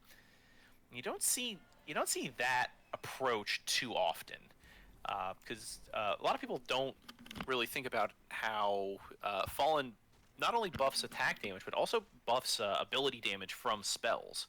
So this does kind of make sense in a way. It's not as effective as your normal fallen comps, and it's a bit more awkward composition wise, but it seems to be working. Well, the only way to make it happen is to get an early Abaddon. Right, so we're at 5 units. It's a 25% chance, right? It can happen. It absolutely can, but it's definitely not common or even done ever, because almost nobody randomly throws Abaddons into their comps. Right. Ooh, Plus, Blade Mail, I guess. Fallen does afford you an included level of Heartless between Vengeful Spirit and Death Prophet. That's a 2-star Abaddon. Hello. Okay, that's pretty spicy round 9. I see you working Digi. I would probably put the Blade Mail on him. Yeah, good call. But wow. Pure defensive items, by the way. Yeah, very interesting stuff. Okay. Well, we'll sit here. Digi versus Arrow, both level 5 and both 91. It does look like the Knights have solidified, as that's a 4 Knight with, I think it's just the 4 Knight, but there's a 2-star Vengeful there on the back of it. There's the first Fallen blowing up as the Lich does drop. She did definitely did the damage. We got the shield on that Storm Spirit. Hasn't popped yet. Now I wonder if that shield does damage, more damage if the target has been fallen buffed or if the caster has been fallen buffed. I imagine it would be caster, right? Yeah, that does make more sense, but if I had to bet, it's snapshots, but I mean, who knows with this game? Probably. I mean, we got infinite range glaives off of Dragonlance, right? So last round of the day is only 4 NO, but there's 3 in Essex out there. A Essex damage in Essex for the 1 Knight. Quanrong Chan, well, I don't know if he's Knights, but he definitely has a Knight splash. But healing in Essex for Errol. And I definitely prefer the Golem for Errol for the heals, but even with a 2-star Omni this early, no Paladin Sword. No Paladin Sword, no Dazzle. Or no does have a Dazzle, just not in.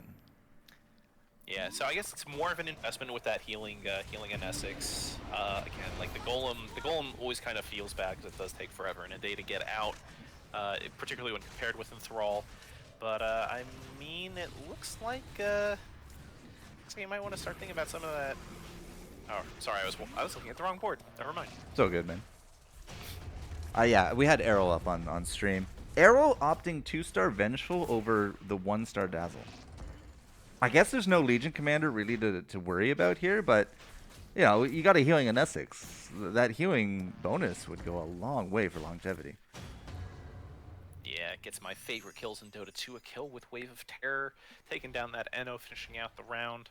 But yeah, I mean, I guess if we're just in these early rounds, it kind of pays off more to play your studs versus playing towards alliances and sort of inter-unit synergy. So just like having a splash 2-star unit can do you some favors, but we see the level up there from Errol. The sacrificial Dazzle, I guess. Sells both Legion Commanders. Yeah, I mean, if it's not happening by 6, it's probably not happening, right? I mean, yeah, I mean, Legion is also contested. You know, we see KRC with a 2-star, Marcus Bot has 2 of them. The numbers just weren't working out. Not that Marcus Bot is any good, right? But like very clear different of health remaining at the end with that extra Dazzle in.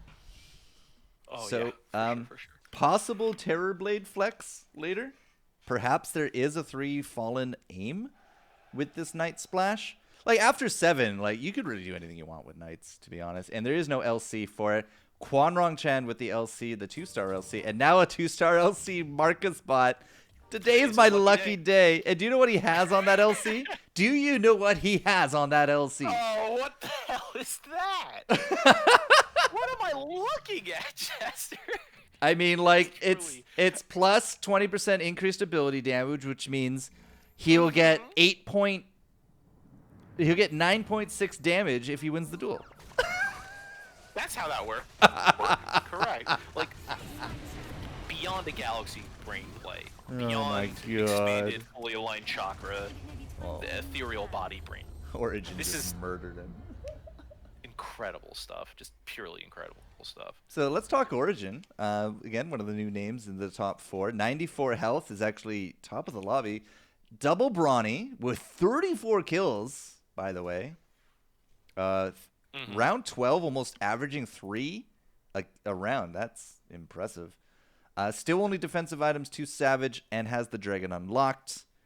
Blade Mail could continue on with the it is going to be Blade Mail with the defensive theme of it all. But look at the bench, right? Brutes and Spectre. What else is new, right? Yeah, this is looking extremely powerful. The Origin's just chilling down there at 5. Rerolling to... Didn't find anything. Try to... There we go. No? There we go. Double 2-star bristles in and a Juggernaut on shop. Yep. Actually sells one of the Spectres. I mean, I doubt you're going Spectre with this build, right? Right, yeah. And, like, honestly, I don't even know why he's hanging on to the other one. But, just keep it away from other people? As strong as it may seem, I think that it was important, sort of back in 2010, 2012, when Steam had virtually no competition as a digital storefront to exist, but now we have things like Epic Games Store, we've got things like Good Old Games, things like that, and I think Origin was a bit more potent, a bit more needed back then. From a consumer standpoint, from an industry standpoint, but I mean, like with a lot of stuff that EA does, it is now chronically mismanaged and does end up losing to Digitams. Yeah, so let's hop over to Digi, because Digi, as you did say, with the Magic Fallen, is up 4 apiece. Doesn't activate dragons with Puck. Also still has a Terrorblade on not on board. That's a Death Prophet. His level 7 Death Prophet at 10% chance? Okay. Okay. So this does get you a free level of Heartless. He's level 8 now too. Just jumped. Wow.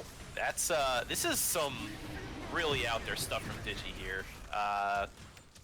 And it's honestly looking pretty good. Quite effective here. I mean, Mr. Lightweight is no slouch here, and he's definitely giving him a run for his money. He might look like he might take the lobby, although the Lycan does pop, and that might just be that.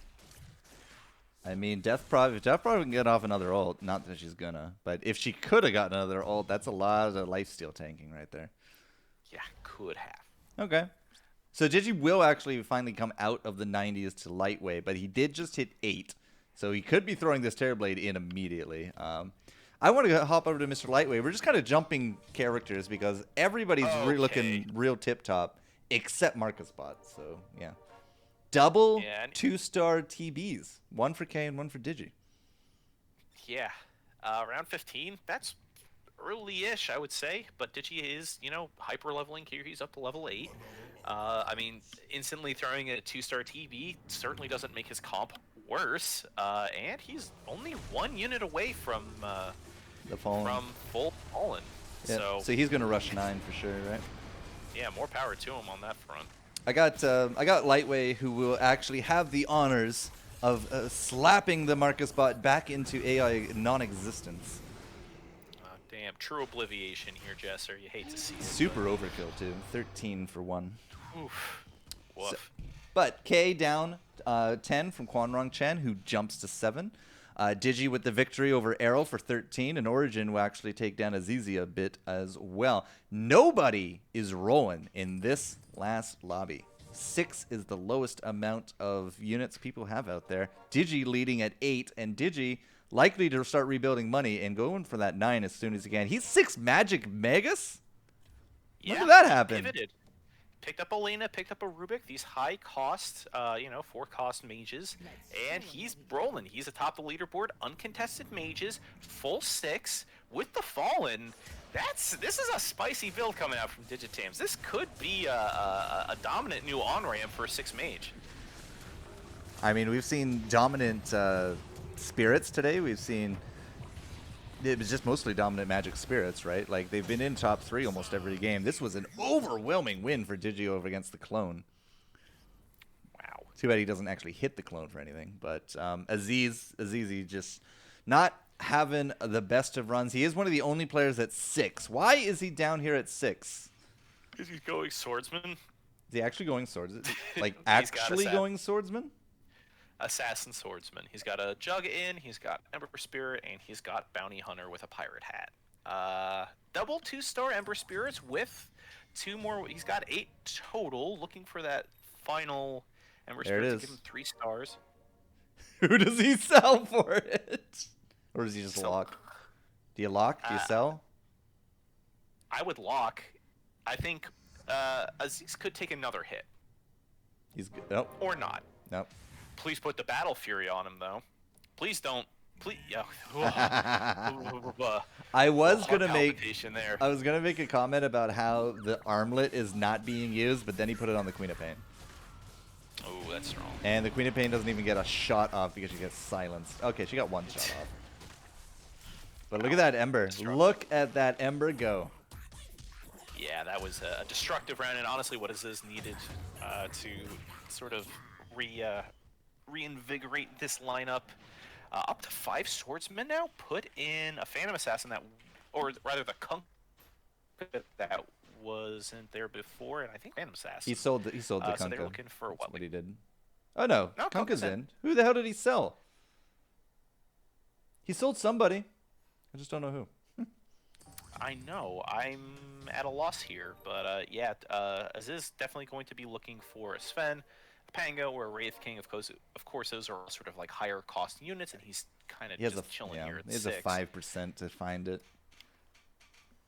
And he's in a really tough spot too, because he is pretty broke and underleveled, with not the strongest alliances, and it's going to be an uphill climb from him for here on out. All right, Azizi taking on Lightway, the top lobby streaking Lightway. That 3-star Ember right into the back does take a good chunk, and there. Oh, that Spectre was a bit of a wild ride right there, but the ult followed the Spectre. The 3-star Battle Fury will, leave its mark, gets another hit off, and the poison will actually clean up that Magnus. It won't be a win, but it will be a very light hit for Azizi. Pretty well mitigated loss there for Aziz. Yeah, that's inspiring stuff for him. Like, 4 health. He'd rather lose none, but I guess if he's going to take a hit, that's... Origin beats Quanrong Chan, but Errol... No. Origin lost to Quanrong Chan, but beat Errol. That's what we were trying to go for there. Quanrong Chan into the 4 Knights, 2 Troll, has that LC. It's been out there for a while. 72 dual damage, and 2 Lunas away. But Azizi finds himself another 3-star in the fact of a Queen of Pain. Sells everything else to make interest.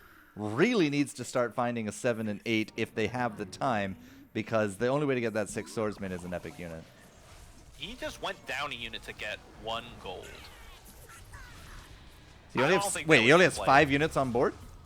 Yep. Are you sure? 5 out of 6, yeah. I'm glad it tells you 5 out of 6. We And won. he wins. He won. Oh, He won against Daryl. what an absolute god. I see him working. 1, 2, I mean, 3, getting 4, 5. Yeah, damn. What did he sell? Sold the Spectre. He would actually sell the Spectre for 3 gold to get a point of interest rather than field 6 units. That is an incredibly ballsy play. I don't even know if it paid off yet, because he did win, sure. Did win. He's up to 19. Connects 9 it if he wins again. He has to put something on the board. He He doesn't have to. I'm not his definitely dad, doesn't have to. right? Yeah. Oh, I was gonna look at the shop. Arrow with the last bit of cash makes it happen. Hold up. Oh, wow. Arrow is Knights with double antlers? This is a crazy build from Arrow. I can't make heads or tails of it. I don't know what they're going for He has a Terror Blade and then the double antlers. Oh, wow. That purification. Holy moly. Antlers on Luna? Where's the other one? Who's the other antlers on? Batrider. Batrider? Okay, that makes sense. Damn. Who needs Legion it Commanders? makes sense, but it doesn't, though. Well, who else would you put it on? No one's a good candidate here. No one wins here. It's just a bizarre build to me. I guess not the Dazzle, right? Or the Boom. add-on. 6 Knight. What? No, That's he a sold it. 2-star Sven, too. Oh, he did. He put it in. Cadence? No, he took Refresher? Refresher Omni. Refresher Omni is strong.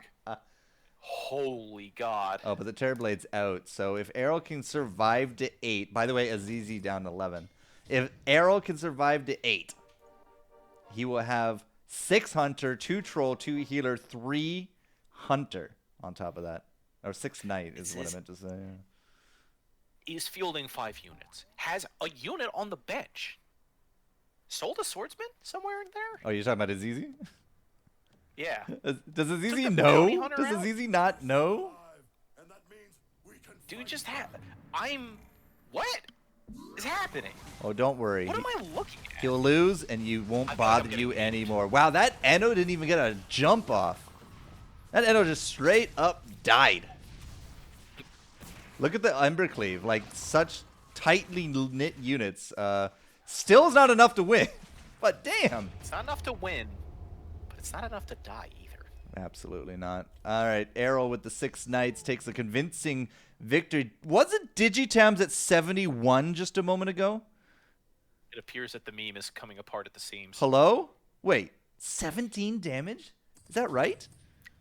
It's a lot of damage, Oh Jester. my good gracious. Lightweight with a 3-star summoner. With a Lycan with a hat. 3-star puck to come in for Origin. That is the Dragons now activated. And Quanrong with the 3-star Abby. Still 2 Lunas away, FYI. This went up to 7 and had like 6 out of 7 there, and I was about to throw my laptop out of my 3rd-story window. I was like losing my mind, but he did put in the 7th unit. Still only has 5 swordsmen though, and is kind of staring down elimination here against K. Well, I feel like it's going to happen here, but that Queen of Pain can really change nothing. She's dead. All right. Yeah, good job, Azizi. That was entertaining, but 6 swordsmen not in the bag. -14. He goes out in 7th because Marcus Bot was still a thing. Another 17 hit as Origin hits Digi. And Digi is desperately looking for what? What is he desperately looking for here? Wraith King. Wraith King? Is that what we're just waiting on? He's at 9. He has a double Terror Blade, double 2-star Terror. Finds Alina and is out of money. Sells Terror Blade. Who is he selling? Who does he keep selling? He sells... Okay, he's selling the 3 costs. Overflow. 2 TBs away, man. 2 Terror Blades away. Wow. It's close. He's got to find him soon because he is not in good shape. He's lost compared to where 34 he health was. in 2 rounds. Yeah, that's tough. That's a 30-year health pool. That's not what you want to see. All right, Digi at 9, K at 9. But K, is streaking, and Digi isn't at this point. So not a 3-star in sight on either side, but the Terror Blades are fighting each other. Looks like Digi's has now dropped. The Laguna Blade doing work from Lina. And even with that stun to come through, the Fallens all pop. And it looks like it's a good win for Digi this round. Yeah, it was clean. That Death Prophet did a ton of work there with her exorcism. The Spirit Breaker broke into the back lines and just got absolutely subsumed by those ghosts. It was crazy. Digi is finding another Terror Blade. Sold off the overflow, but did not hit TB3. That being said, he has probably at least 2 rounds of health on him. So it's not the worst. Quanrong Chan, however, does not have the same luxury. That is finally a 3-star CK as I'm looking at his bench. Very sad bench overall. But 8 cash, 9 health, and Quanrong Chan has to fight up against Errol. That's a unit down. Both of these guys nice, but there's a 3-star Omni on the board for Arrow versus the 3-star Legion Commander. The Terror Blades have already dropped. The CKs are actually now starting to move forward there as well. But here comes another Purify from Arrow. Who's it going to be on? It's going to be on the front line. But it doesn't hit the Luna. The Luna's actually still able to do a lot of damage. The Omnis is enough to take down the LC. Doesn't take down this double front line of Chaos Knights, one of them being an Enthrall. And that will be a win for QRC. That Omni Knight did 11,000 damage, 10,000 of which were purifications. That's wild. Refresher, Heart of Trask, Vesture. Vesture Knights is not the worst for Quanrong Chan. I actually super dig that. Nope, Vlad's He Butterfly. doesn't Still gonna take Those were Vlad's. flats. Black King Bar for Damage, K. right? Who's that go on? He doesn't have any 3-stars. Did he? I imagine it's either the Lifesteal or the Terror Blade. Those are the 2 big carries for K. K's at 10, by the way. Sneaky. Oh wow. Gets 10, finds an axe. Is not Did you gonna staring down a not gonna replace anyone. Did you staring down what? staring down a 2-star Lena here, but doesn't want to commit to selling anything. Has what, 1 gold? Could sell the Vengeful Spirits, but wouldn't give him enough, so he's just gonna lock it up. If he loses those Vengeful's, he's not going 6 Fallen at all. Might not even matter. He's getting creamed. Wow, QRC. Quanrong cannot do wrong. Arrow loses the decay though, those 10 units. -17 in a very quick fashion. So Digi's coming down to the last legs. Quanrong Chan is shooting upwards and punching above the belt, but Lightweight takes 17 from the Origin. The Origin Branos. He was actually 3-starred, quite a few of them. Looking at it. Was that it? That was not it. That was Quanrong Chan and the 3-star Spectre. Oh boy, Digi. Lightweight with the The 3-star elk. Hello? Digi sold their Rubik? 5 mage? Hello? Sir? It was a desperate Uh, play. Desperate play. Very desperate He really play. wanted. Yep. He really wanted this satanic Terrorblade to pay off. He has double Terrorblade in, but they're demons, man. They're demons. Watch one of them get evaporated. Up against Origin 2. I don't know about this one. Just And done. They're both dead. Yeah. Both dead. Oh That is no. painful stuff. So cool memery. You know, Fallen, Magic. Haven't really seen that combo today. Didn't work out. Gets 5th. Quanrong Chan out at 4th. Hello? Mr. Lightweight kicking ass and taking names. Wow. Wow. Incredible stuff. I mean, Digi's clearly here memeing, but I think there's something to this build. Just like tragically couldn't find that final fall. Something that you really want to go play with now, don't you? Yeah, I mean, maybe not as much as that Summoner build that actually did go on to place top 2, but man, what a showing from Digi here in this final lobby. So Mr. Lightweight is 1 Lifestealer away, and Origin is 2nd with Brawnies. Yeah, that could be a pain point for our Brawny player. We can get that final life stealer.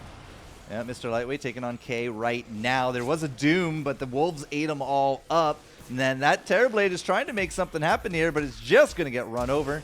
And this might actually even seal it for K. Is there enough stars on board? 3, 6, 7, 8, 9? 9. A lot. I think there's some key deaths here that will keep K in. But K loses both. No, K won against Origin. Hello? Wow. 3 units. It was too much for Origin to fight upwards into. And at round 27, we're at 95 kills. Looks like the Brawnies have really leveled out. Holy, hello. Just picked up 2 Snapfires. What's up with that? Is Roland 2 jugs? Origin? No, he's going to stay at 10. Did K get it? Wait, who got the 3-star? Hello? Heckle? Come back. I am back. Sorry about that. I got disconnected briefly. We do see the 3-star lifestealer with the butterfly in the back line. We're going to see how that does up against Origin here. Is this enough to chew through that brawny wall? Hello? Yep, sorry. I'm looking for the 3-star lifestealer. He backlined him, actually, just to keep him safe. Well, must have worked. Oh, yeah, there it is. Chomp. Chomp. There's no way the Brawnies will win against Lightweight, and K is out. Doesn't even matter. K couldn't find those last 3 stars. Oh, such a shame. Unfortunate. So Origin wins against K. Lightweight creams Origin, and now it's an item round. Like, Radiance feels good. Yeah, absolutely. Mr. Lightweight takes that Radiance. Double Radiance. Okay. Puts it on the puck. I mean, Lifestealer does have Rage, so he can just ignore that Radiance. And I don't like to bury the talent, but I would like to formally congratulate Mr. Lightweight for winning this final lobby. That's good, but I don't think that improves Origin's standing very much here in this. Lightweight ain't even rolling down, mate. He finds a Spectre. I think he's just going to dump into a level after this. He'll buy Spectre, dump level, and then just roll. That's what I feel. Yep. Yeah. I mean, Lightweight's sitting pretty with a lot of 3 stars, plenty of gold. Isn't in a particular rush to start doing a sell-off. Okay, Origin looks on the surface of it doing very well with the Brawnies, but the big key problem is that 3-star Lifestealer is actually still very healthy and still kicking. The Enos have now thrown their damage out, and Origin actually might have found enough with that Snapfire. That Snapfire damage went right through the roof. Unless... No, he's targeting the puck. He's targeting the puck. That's the Brute, actually. The Brute is actually ruining things for Mr. Lightweight here because that 3-star Lifestealer keeps switching targets. That sucks. Well, I mean, that's... Lightweight didn't level. I expected him just to chunk into 8 and then throw in like an extra Spectre or something, but is going to stay here at 7, and I guess... I imagine it's just for the Spectre, right? Spectre's blue. This is the best chances of blue that you'll find. So we're going to stay at 7. The Brawny at 8, though. I don't know, man. Yeah, unit down, stars about a 1 3-star unit down, so it's like you're kind of outnumbered here, both economically and unit-wise. Snapfire got doomed after she threw out the fire. Ooh, that's huge. And this Lifestealer finally has a road here to victory. This might be a win. Yeah, he's not going to be able to beat up that Lifestealer. Not this time. -10. Yep. And now Origin's on the ropes. This is kind of do or die for him. Is Lightweight seriously not going to go 8 to seal the deal? Seriously?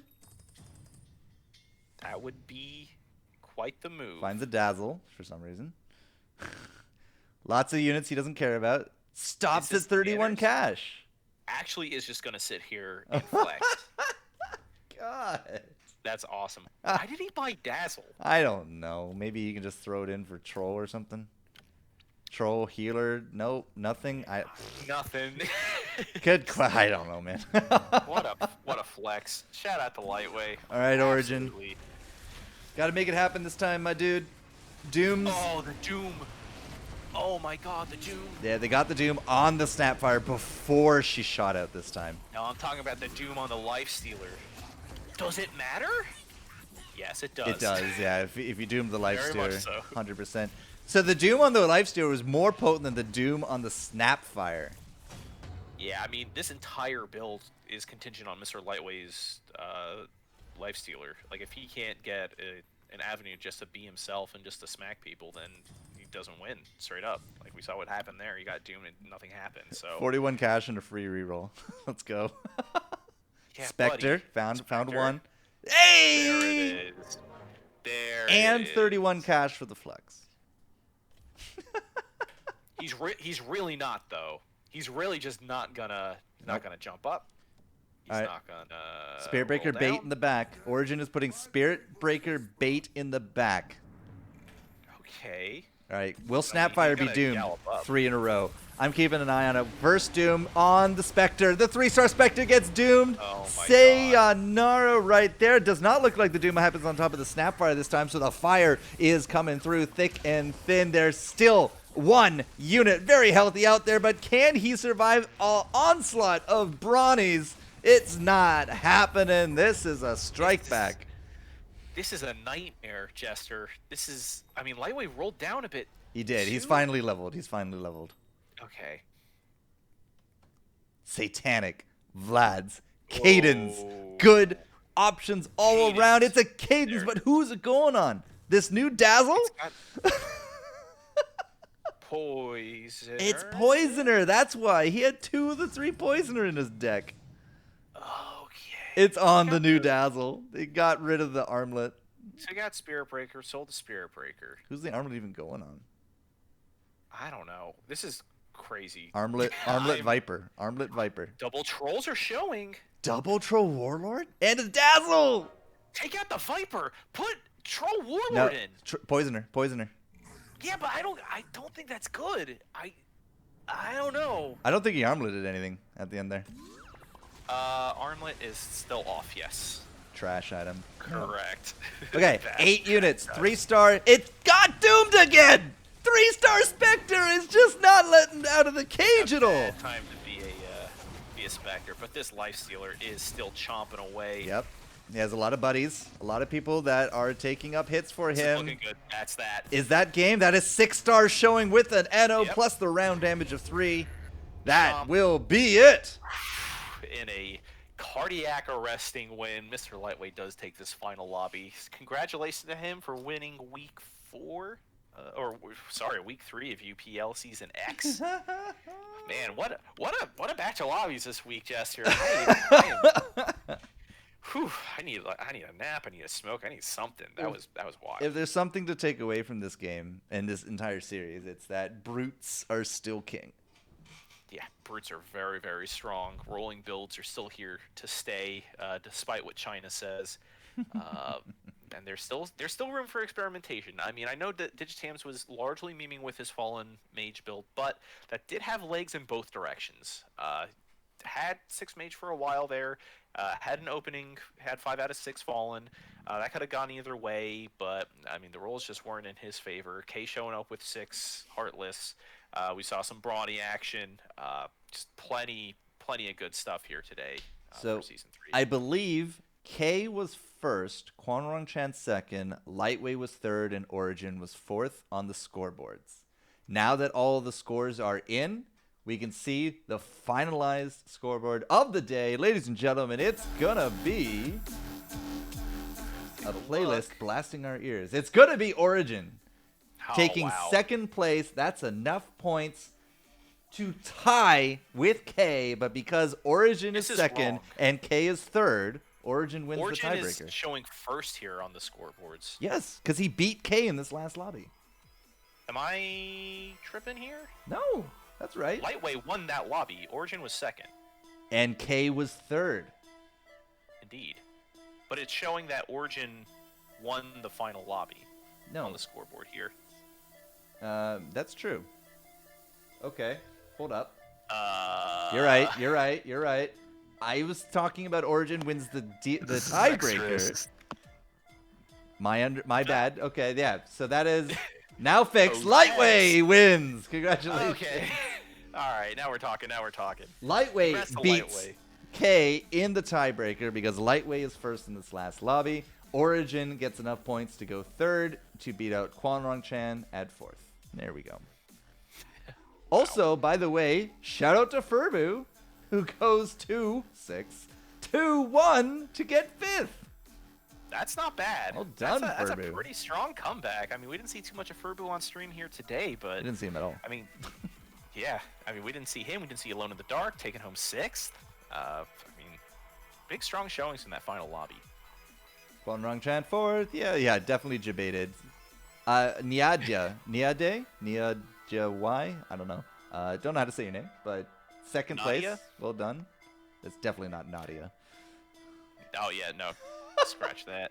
But that's K. So, yeah, well done. Good job. Alone in the Dark 6th, Funchu, not Furbu. 7th, and Digi with that very strange build gets an 8th. So, top 8. Bookended by 5th place finishes there. Shout out to Tams for the consistency. Oh, Nia Day is Origin, not K. Never mind. She said, Nia Day said they were second. Oh, they were second in the lobby. Got it. Cool. Right. So we're going to say hi to Random Ants soon enough, but we do have the calculated 3 weeks total. D-Tan did not actually end up on board. Feels bad. Headers, actually, if you see, doesn't end up on board either. So that contest on Spirits doomed them both. But the total league points and ranks after 3 weeks is Win and Win takes the lead at 38. Lightweight, with a fantastic showing today, will go second at 35. Nox Digi will still score enough points to get into fourth.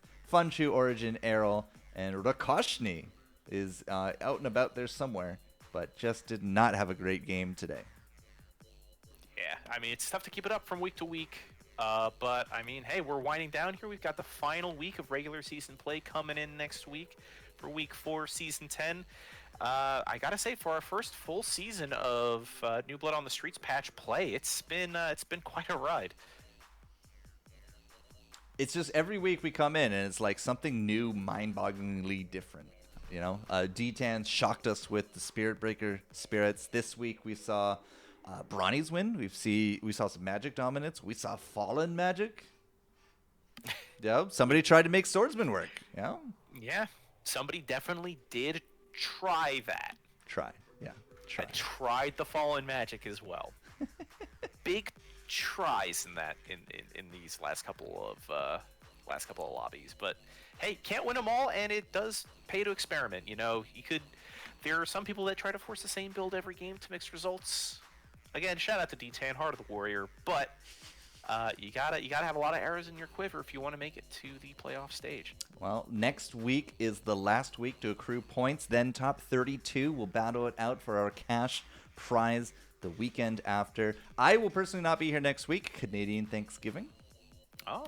Yep. Okay. So I'll be eating Happy turkey and having naps all day. It'll be great. Oh, that sounds nice. So I believe Dr. Heckle, you'll man the helm, probably bring in snowplows or or whoever else you wish. But, until then, you say you're writing articles, you're doing music. What are you doing this week? Yeah, this week I should have an article up on UPL, not Underlords related, so stay tuned to that. It might be a game a lot of people have been playing, watching on Twitch, so, stay tuned. My world is on that shattered. front. I might have a new tune up on my SoundCloud. You can check me out at soundcloud.com/Dr. Heckle. You can also check out Little Bro Snowplow's killer album, Creation for Its Own Sake, over at soundcloud.com/Eric DEE 2033, I believe, is the URL for that. It's a fantastic album, has Crazy. excellent tracks. But yeah, it's getting cold here in the Delaware Valley, the United States. So it stirs the mind. Autumn's cold chill creeps in, and I'm staying creative. I'm staying sane over here. Well, I'll be continuing my rise to Lord this week. Maybe you'll come along for the ride a little bit. But Fingers crossed there. I am also like one good fight away from getting my first Ultimate title in Final Fantasy. That's what I've been streaming as of late. Ooh, very nice. So, yeah. But other than that, yeah, Turkey for us over here in Canada. So you guys have good luck, have fun next weekend. Good job to all of our admins today. Gearsnap was around. Congratulations on 14 months, baby. Zex and Asian making stuff happen. Of course, the players, some of you stayed up a long time today because of the different tournaments, so we do appreciate that you take the time and effort to be here. And that being said, week 4 next week, we're going to go say hi to Random Ann, who was co-casting with Pinty today, the doubleheader. And she's still awake to play games. Like, the dedication, the passion, it's there. Incredible. It's real. So let's go say hi. Let's do a 250 people leave. And that will end us all here today for week 3 of UPL Esports.